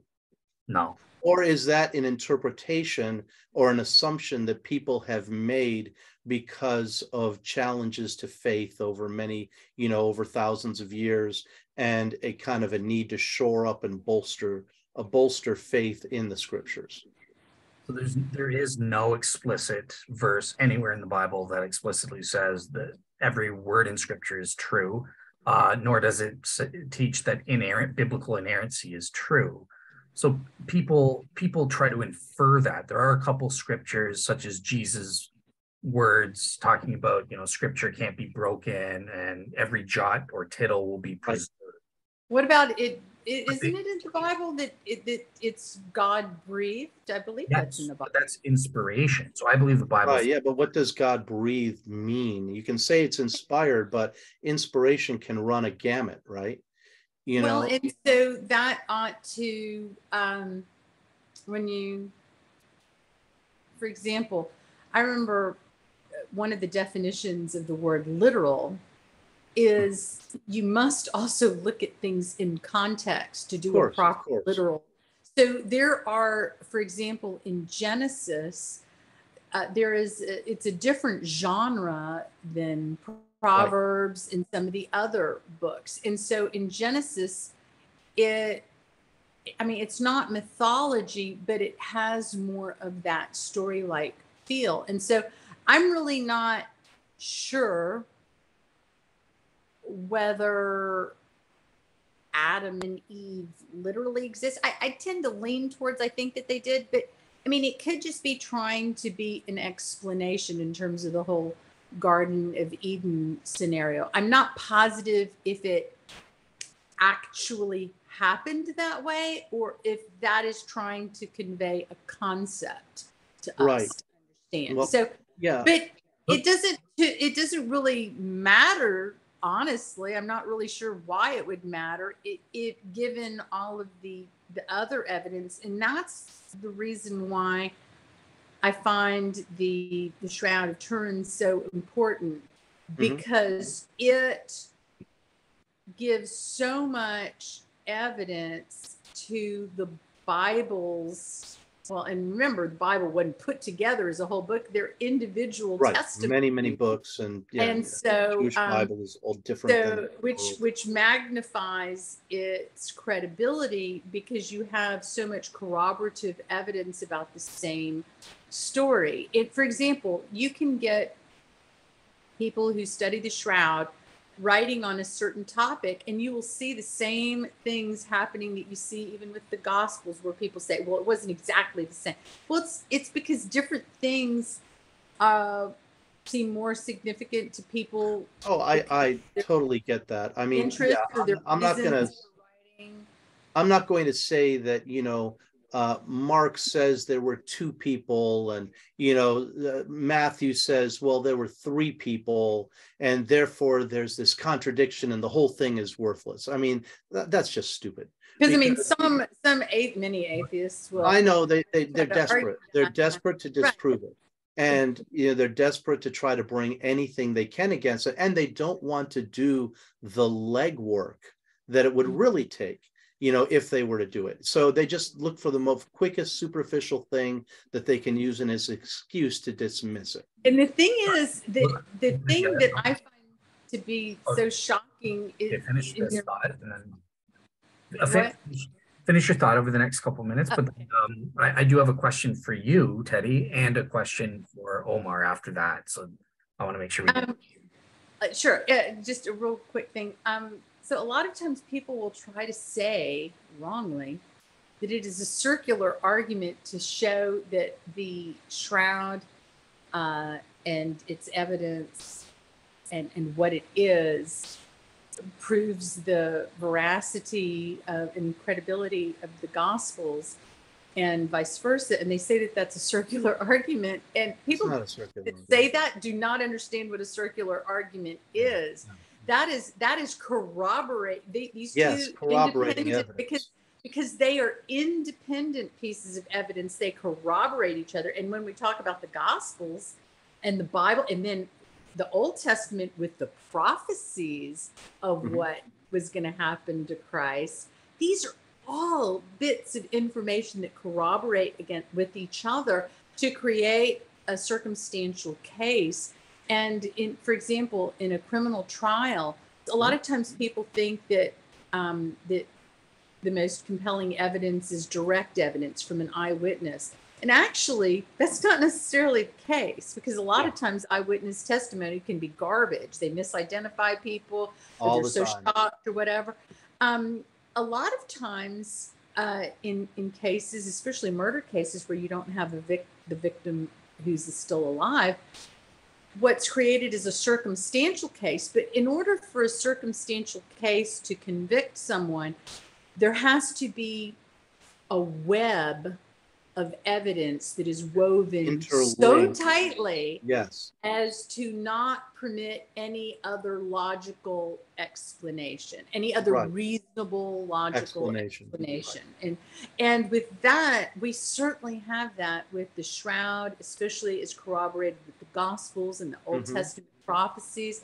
it's mind blowing, the Well, and evidence. there is one thing that does kind of, niggle at me is, and I've said this from the beginning of my interest in studying Christianity, is that there is a blackout zone from 30 AD to 100 AD, thereabouts, where we don't have anything in writing and we don't know what was really said.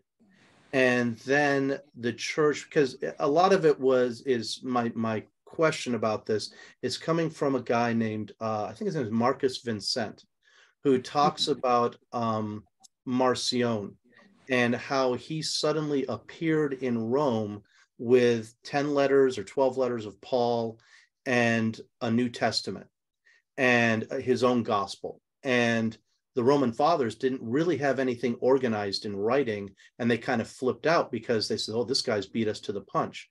And no one really took Paul seriously at that point either. And just from the community.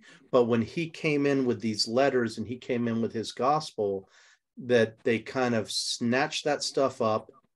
They realized, this not severity, but the incredible quality of Paul's work and the damage that this guy's personal New Testament, that where he, I guess, either, they say that he took, I don't know if it was, no, it was Luke. He took Luke, inserted a bunch of stuff in it that they had to take out. Now, his claim is that this was what Luke's gospel really was, and they were taking it out to create their own Christianity. And there's this whole muddled period around 100 AD where, you don't really know what happened. And then you have a gospel that is produced shortly after that time. You get your 4 gospels and your epistles, and it's canonized. And then from there, all the evidence that you hear people talk about, like James White and different people, the way that the Bible was spread in so many different places, and that's what preserved it. Well, it preserved that gospel that came out in the 2nd century. But we don't know what was really there between 30 AD and that time. See, so I'll respond to that. Is that okay, Teddy? If you mind if Sure. So I'd like to add on afterwards, but okay. Well, remember, I've got questions that I think are important for both of you, but okay, you can add on. So here's my take. So number one, I'm curious as to where you get your dating from, because in the first place, most biblical scholars would not say the Gospels were post 100 AD, right? Marcion, the first person to be given the label heretic, was in the mid 2nd century, 140, I think, 130. Yeah, he was in the 2nd century, and basically, this guy Marcus Vincent's argument is that the 4 gospels, the canon that we have now, was compiled in reaction to Marcion. Okay. Yeah, so I guess like, to combat that, I would just say I find that argument not convincing. I do think we have very firm evidence that the Gospels, as we have them, are 1st century. Well, not that there weren't written things, not that there weren't, for example, Paul's epistles, we know they existed, from around, at least from around 50 AD. I mean, and we have fragments, but we don't have the complete canonized gospel before the 2nd century. Oh, you mean like, so putting them all together as like... Putting them all together, having, a complete, we have parchments, we have fragments, we got a piece of John and a piece of this and P52 and P45 and these little bits and pieces that we assemble as evidence for the canonized gospel that we have now, but there is no through line or a complete body or opus of work connecting those fragments to that gospel. It's an inference that we're making. But why do we need that if we know that? Why do we need that? Well, I mean, you're a lawyer, so if it's a murder trial and you only have a couple fragments of evidence of what was actually going on at the time of a murder, say there was a video camera that was fritzing in and out, and the camera only showed you bits and pieces, and then you have an eyewitness who came by after the fact and said, I've got the whole story, I'll tell you everything, would not your first question be, how do we connect the fragmentary evidence with the complete, our latest complete account? Well, my point is that the earliest fragmentary evidence is evidence that all of that existed at a much earlier time. It doesn't need to be all put together. It's not that it didn't exist. The question is, what form did it exist in? What was the canon? But I don't think that actually thought at the time. I don't think that the form matters, because to me what matters is the eyewitness testimony. And if you can get that to as early as possible, then that gives credibility to that testimony. It doesn't need to be, put together and bound with all of the other things to give it legitimacy. Let me maybe ask you this, and then again, I have these questions. I never get to them, but no, I definitely want to get to your questions too.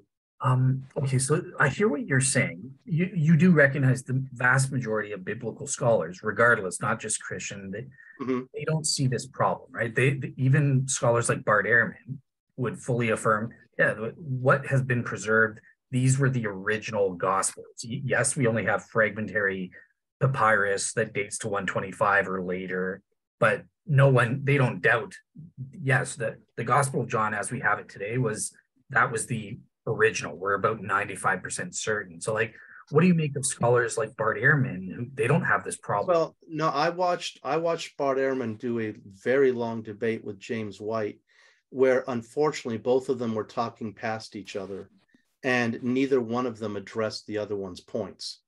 But Ehrman's point in that debate was, he said that we don't really know what we know what's said in the canonical gospels that we have, but we don't know what existed before, what exactly form it took before that time. So just to paint a picture, a possible scenario is that Jesus was a rabbi and a very holy person, and he was real and he was crucified and he taught a lot of things.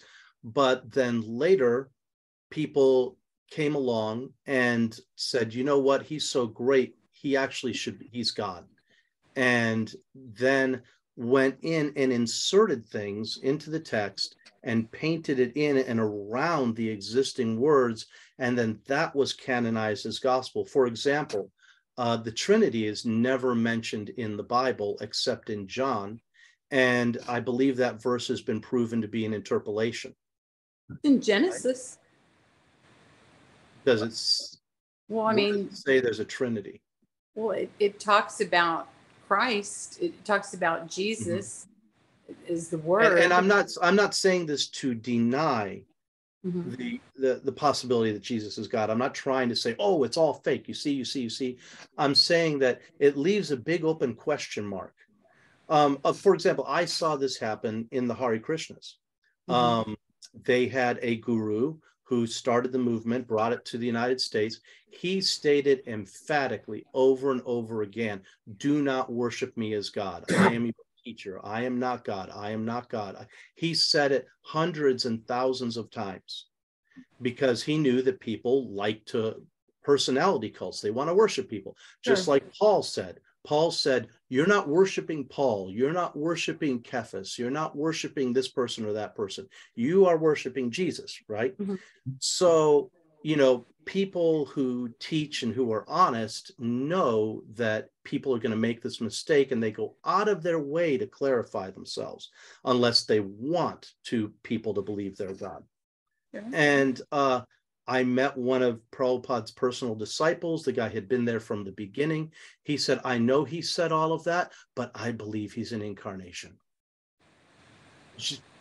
It's like, how many times does the guy have to tell you, right? So people can do that because they become so zealous and so emotional and so overwrought with their emotions that they will jump and make that conclusion. So one could paint a case that Jesus was a prophet, essentially, who was made into God after the fact by people interpolating things that he said. And then by the time it was canonized, the intermixture of historical fact and interpolation became so interwoven that you can't separate them. Gotcha. Well, but And now, I think that's Vincent's argument that but he's trying. I'm not a biblical scholar, so you Well, know, one thing I would recommend that was helpful on this specific question, taking it back and tracing it through the oral period. I really like Dr. Richard Bauckham's work, where he talks about the divine identity, and the Bible does have verses talking about the Trinity, whereby Jesus is said to share the divine identity of God the Father. And you know, I can send you various sources. I've done shows. Yeah, I'm not familiar with Bauckham. Oh, he's an excellent scholar. Yeah, he's done great debates. Some of my favorites on Unbelievable with James Crossley, who's an atheist biblical scholar. Oh yeah, no, wait, I'm thinking of a different guy. James Crossley, Who's the little Irish guy? No, you're thinking John Lennox. Huh? You're thinking John Lennox. No, his name starts with a C. He's Crossley, John Dominic Crossley. No. Yeah, that guy, Dominic Crossley. Yeah, that guy. Yeah, I've heard him talk. Boy, he likes to hear himself talk. He's of the Jesus Seminar, right? So he's not a friend of Christian, evangelical Christians, I would say. But all right, cool. So yeah, I'll send you that. So here's my long-awaited questions. First, starting with you, Teddy, because every time you're on, when it comes to evidence for Christianity, you're always going on about the shroud. Great, all three of us here agree with that. But I asked Omar about, forget the shroud for a second. Let's take that away. He and I are also convinced, based on the historical evidence, arguments by people like Mike Licona, Craig Diener, Gary Habermas. I've never heard you. I'm curious, do you think that the historical evidence is good enough to make a case, or do you think, no, it's only the shroud that can warrant? No, I absolutely think that the historical evidence is great, but it requires more faith. Okay. I mean, it'll take you pretty high in terms of 100%, but it doesn't get you as. I mean, I'm convinced that when you take the historical evidence and then you put in the shroud, I believe there is proof beyond a reasonable doubt that the Christian God is real. Without the shroud, though, would you say that the historical evidence is more probable than not still? Or oh, absolutely. I would still put it very high, but not proof beyond a reasonable doubt. I would say, maybe 85%, 90%. But I'm just telling you that even having known the historical evidence, and especially, as I've read about it more the past couple of years, I do find it very convincing. But for example, there are moments in one's life where, with illness or when you might face death or something, when the question of, is God really, really real? Is heaven really real? And you're scared. And when you're facing a life-threatening situation, that question becomes very, very different than when one just, we're here talking about stuff and we're just not just having, but we're having an important discussion. But there's not this critical aspect to us. But when you're in a life-threatening situation, like they say, there are no atheists in a foxhole. When you're having a crisis, especially one involving the potential, and especially an immediate or close to immediate threat of death, the question of God's existence takes on a whole different character and importance. And I've experienced that personally. And I know that my knowledge of the shroud, when I had just those fleeting thoughts of, getting spooked and thinking, is God really really real? And all I had to do was remind myself of the shroud evidence, the scientific evidence, along with the historical, but that's scientific evidence showing that what is on that cloth cannot and has not to this day been able to be reproduced with all of its special. Mhm. That is so powerful. And when I was in this crisis, and this was back in 2018 with the health crisis, and just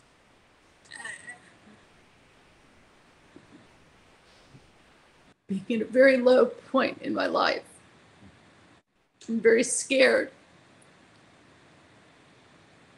To be able to just think and tell myself, to remind myself of the evidence, and I was immediately filled with calm and confidence in the truth that the Christian God is real and that heaven is real.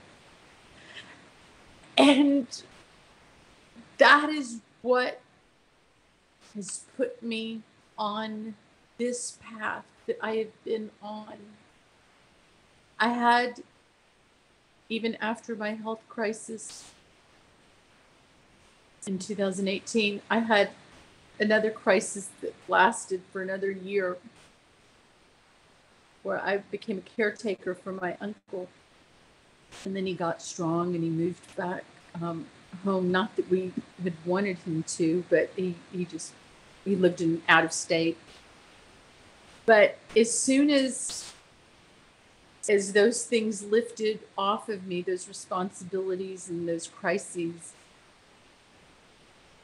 I had been thinking for many years maybe to write a book about the shroud. I've always been interested in it,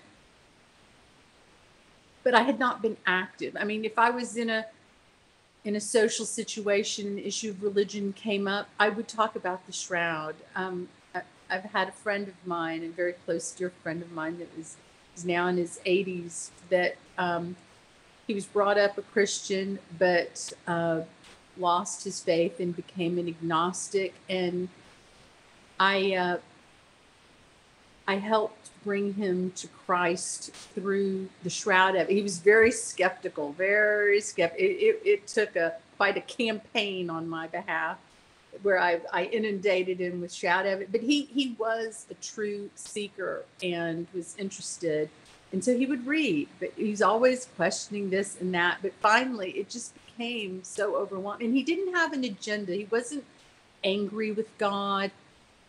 He didn't have anything against God. He just needed the evidence. He was very scientifically oriented, and he just needed the evidence. And I gave it to him. And finally, he saw what was right in front of his face. But again, as a lawyer, I can't help, and it's not because I'm a lawyer. It's my nature. I can't help but war game every scenario. Even with my shroud research, I look at one thing and I'm like, well, what about this?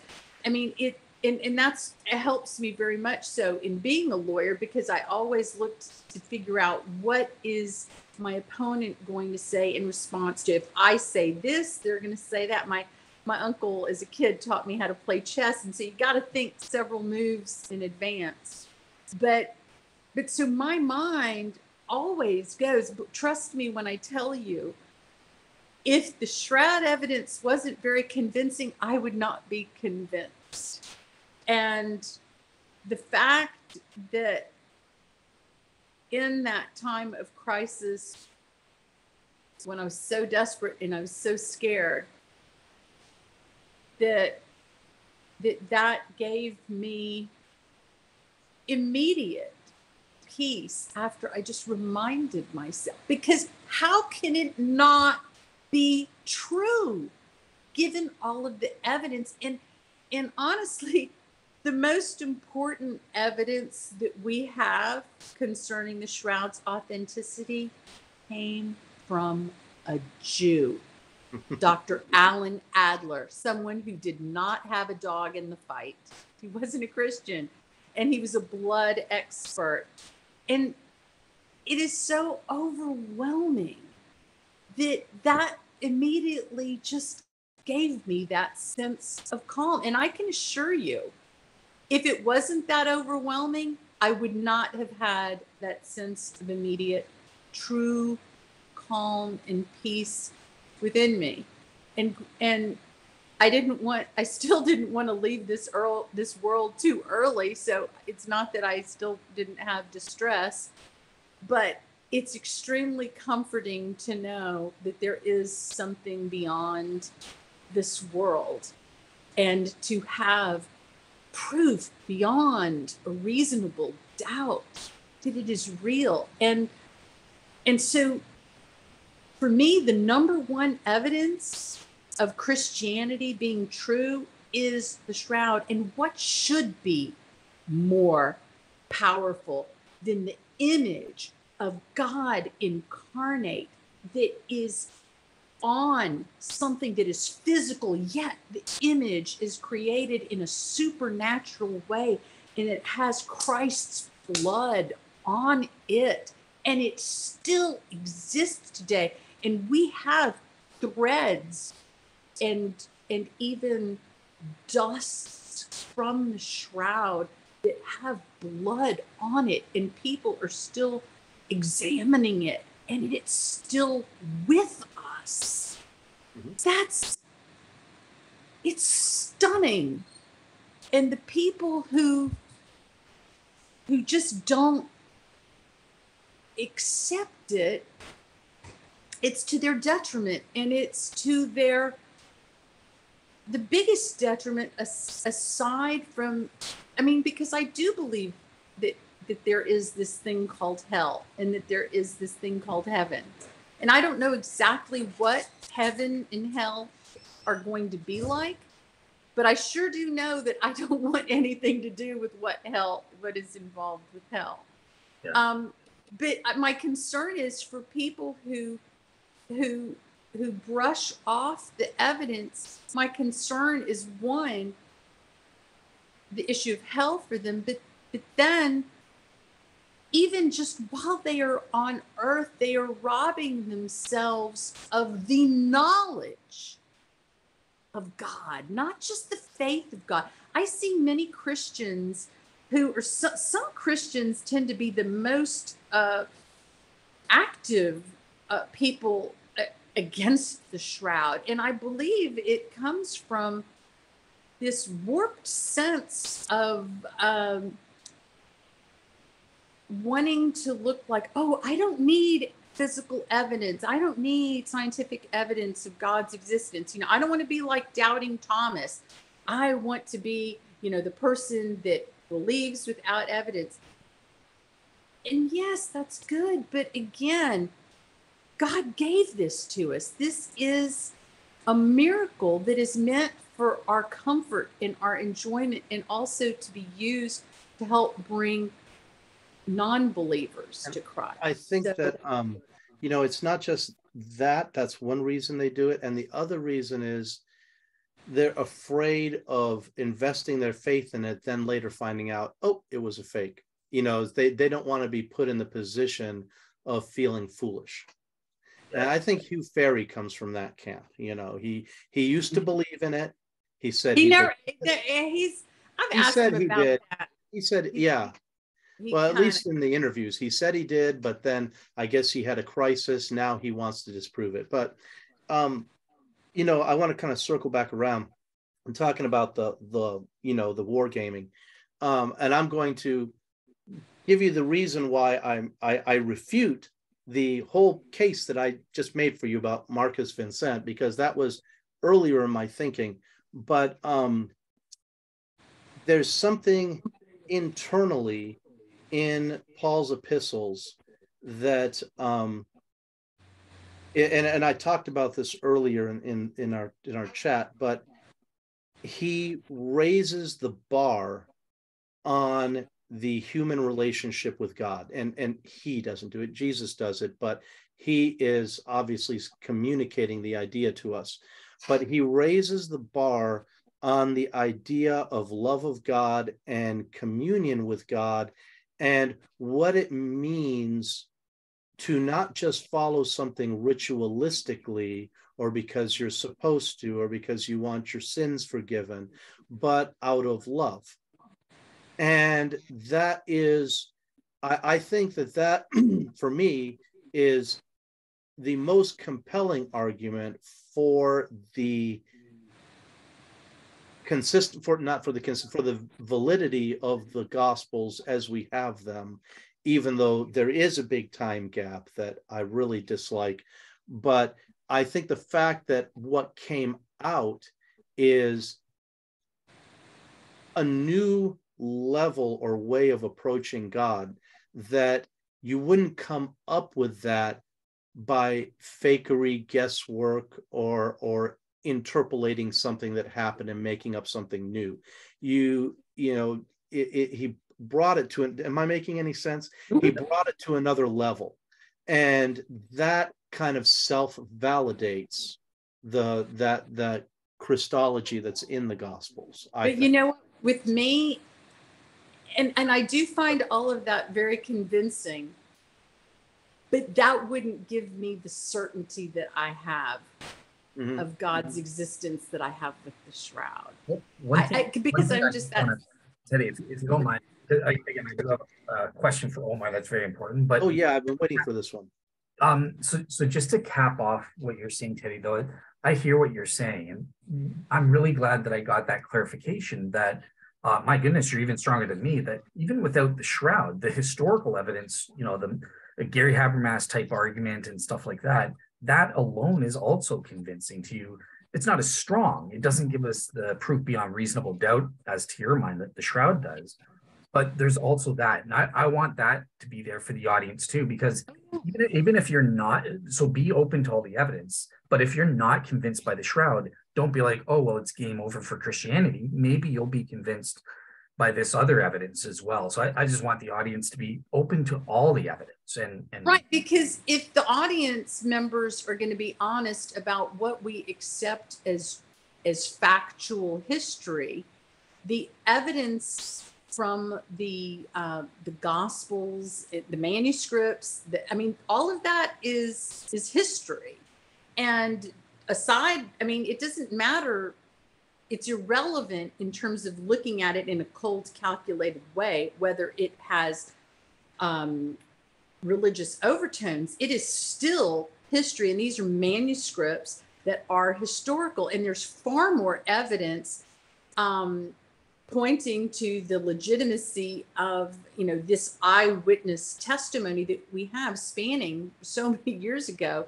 Far more evidence proving that than that Julius Caesar existed, that Abraham Lincoln existed, that all of these other people that we take for granted existed. We assume, or it doesn't take that much study for us to believe that King Tut's tomb is King Tut's and actually, that it's legitimate and things like that. Not his tomb, but sorry, it's actually not his tomb. He was buried in they stuffed him in the wrong tomb, kind of. I think they were in a rush, right? Because they didn't expect him to die, and his tomb wasn't finished. Yeah, and they didn't really care because they didn't like him anyway. Yeah, I didn't know that. I like documentaries, but all right, cool. So Omar, okay, so obviously we've been spending a heck of a lot of time looking at the evidences that attest to the truth of Christianity, and on that front, you seem to be on the same board, kind of thing. But I want to grasp from your knowledge. Obviously, you spent a lot of time in Hinduism, and you've been all over the place in a lot of places. So, what's your take in terms of comparing that to Hinduism or the evidences for other religions? How does the evidence from the resurrection or the Shroud compare to what you've seen, in terms of evidences for these other religions? Right. Well, the evidence for Hinduism that made it compelling for me was the philosophical content, the rigorous. I've never seen a religion, I have to say, that had the same rigorous epistemology, ontology. They have books libraries of books on ontology and epistemology in Hinduism. It's not, there's so much to it that when you take a comparative religion class in college and you get your one little chapter and you learn about, Vishnu, Brahma, and Shiva, and the creator and the maintainer and the destroyer, and you learn these little snippety things, you learn absolutely nothing about it.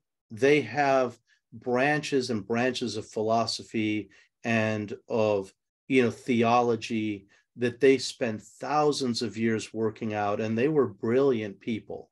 These are the people who invented algebra. They invented the zero. They were the first astronomers. They were very brilliant people. And they had a brilliant philosophical system and explanation that in itself is just airtight, just philosophically and ontologically. Christianity, what I think is really compelling about it is the fact that Jesus was a real guy. He was real. And the effect that he had was real and tangible. The people that he affected, like I was saying earlier, his apostles, is irrefutable.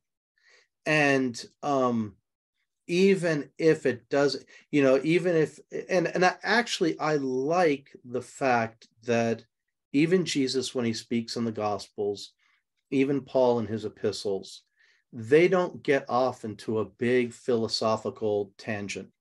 They don't, because you have to also consider who they're talking to, right? The only intelligent, really intelligent, educated, worldly people that Jesus was talking to hated him. So what does he have to say to them? What is he going to sit down and talk with them about? He's going to show them the error of their way, right? He's going to, give the parables, confuse them, confound them, answer their questions in a way that they never expected, and just basically brush them off. And the people he was addressing were pretty much simple, earthy people who were, sincere and open and wanted a solution for their problems.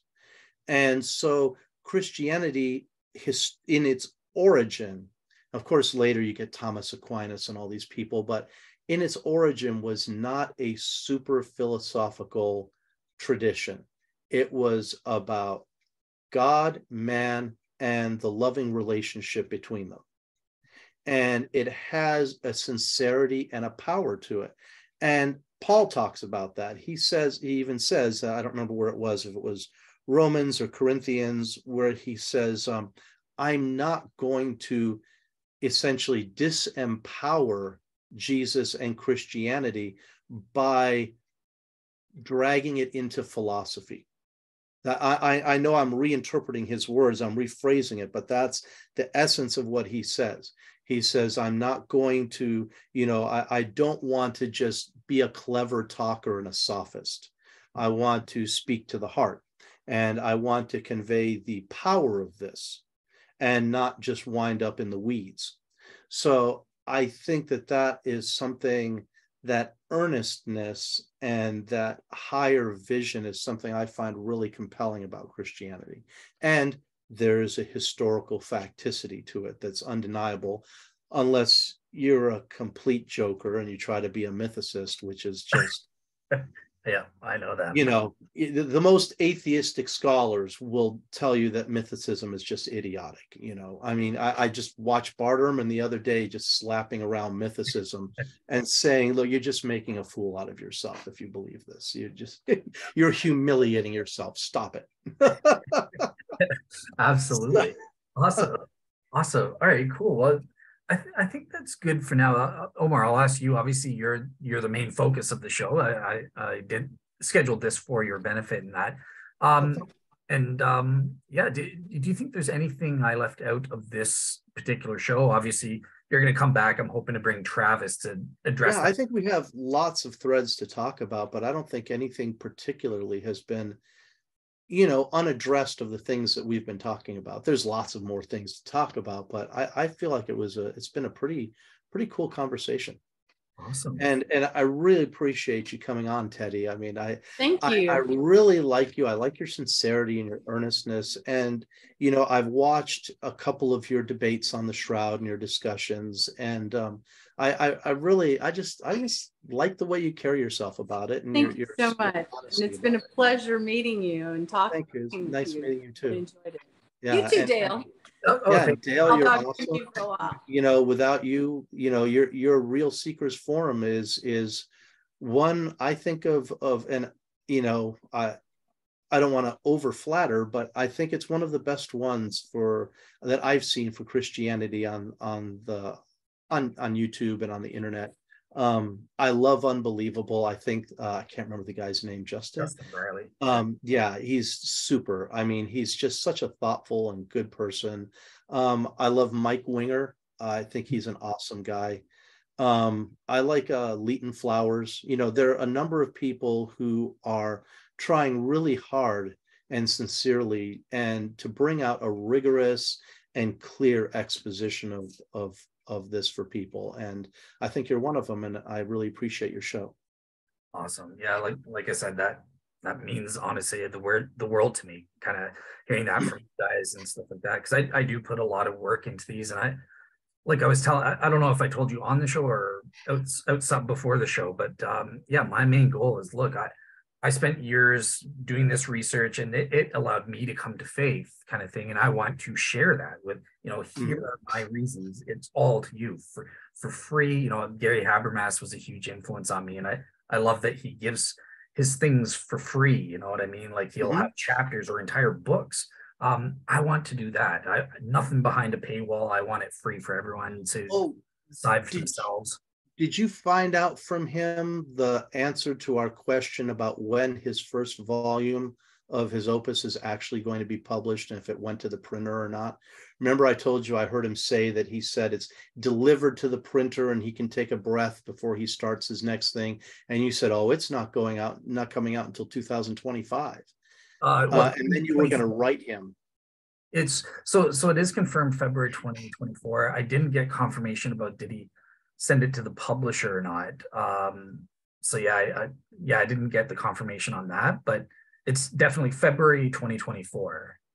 Okay, is when to expect volume 1. Okay, and that's just on the resurrection, right? Yeah, this is everything. This is a massive thing of all the research on the resurrection. He has there's going to be stuff on the Shroud of Turin in there as well. So yeah. But obviously the main thing is, look, he's proving the death and resurrection of Jesus and providing all the evidences. I think so. I haven't talked to him lately, but like the last I heard is that he's going to have a separate book that's just to, he's famous for his massive bibliography of scholars. He catalogs where they are on these various positions, and he has a number of debates about, where are the scholars on the empty tomb? These scholars agree with it, these ones don't, and a whole bunch of other, facts and stuff like that. So I think there's going to be some revelations in terms of some of the feedback he's gotten from scholars that aren't Christians, and we're going to be surprised about some of the things they admitted to him, I believe. So, cool. Yeah. Cool. Well, yeah, with that said, I think we can end it for today. It was a great show. I love talking. Obviously, I talk to Teddy all the time, but Omar, I hope you'll become a regular and be on more shows and stuff like that as well. And let me know when you want me to come on. I love to continue the conversation. It's great. Awesome. All right, cool. So what I have for next week, so Friday of this week, I'm not going to be posting on Real Seekers, but I'm going to be a guest on the Faith Unaltered podcast. And I'm going to be doing a skim down popular level version of my argument for God from beauty. I have a specific argument where I argue for the truth of, or that the theistic dispositional realism hypothesis is the best explanation for the aesthetic facts and features that we find in our world. So that'll be this Friday at 7 p.m. on the Faith Unaltered podcast. Otherwise, I'll post it on Real Seekers in a week or two or something. But the next show for Real Seekers is going to be Shroud related. Yeah. On November 30th, I'm having, I'm hopefully Bob Rucker. I haven't confirmed with him, but Joe Marino, Hugh Ferry, and myself, and somebody brand new, Mark Guskin, will be on discussing the evidence from the Barium of Oviedo and the art history and numismatic coins argument, and then the 1389 Darcy Memorandum. So look out for that. Cool. That'll be good. Awesome. All right. Well, have a great week and take care. Thank you, Dale. Hey guys, nice talking to you, and great, and just keep me up to date. But that's cool. Thank you.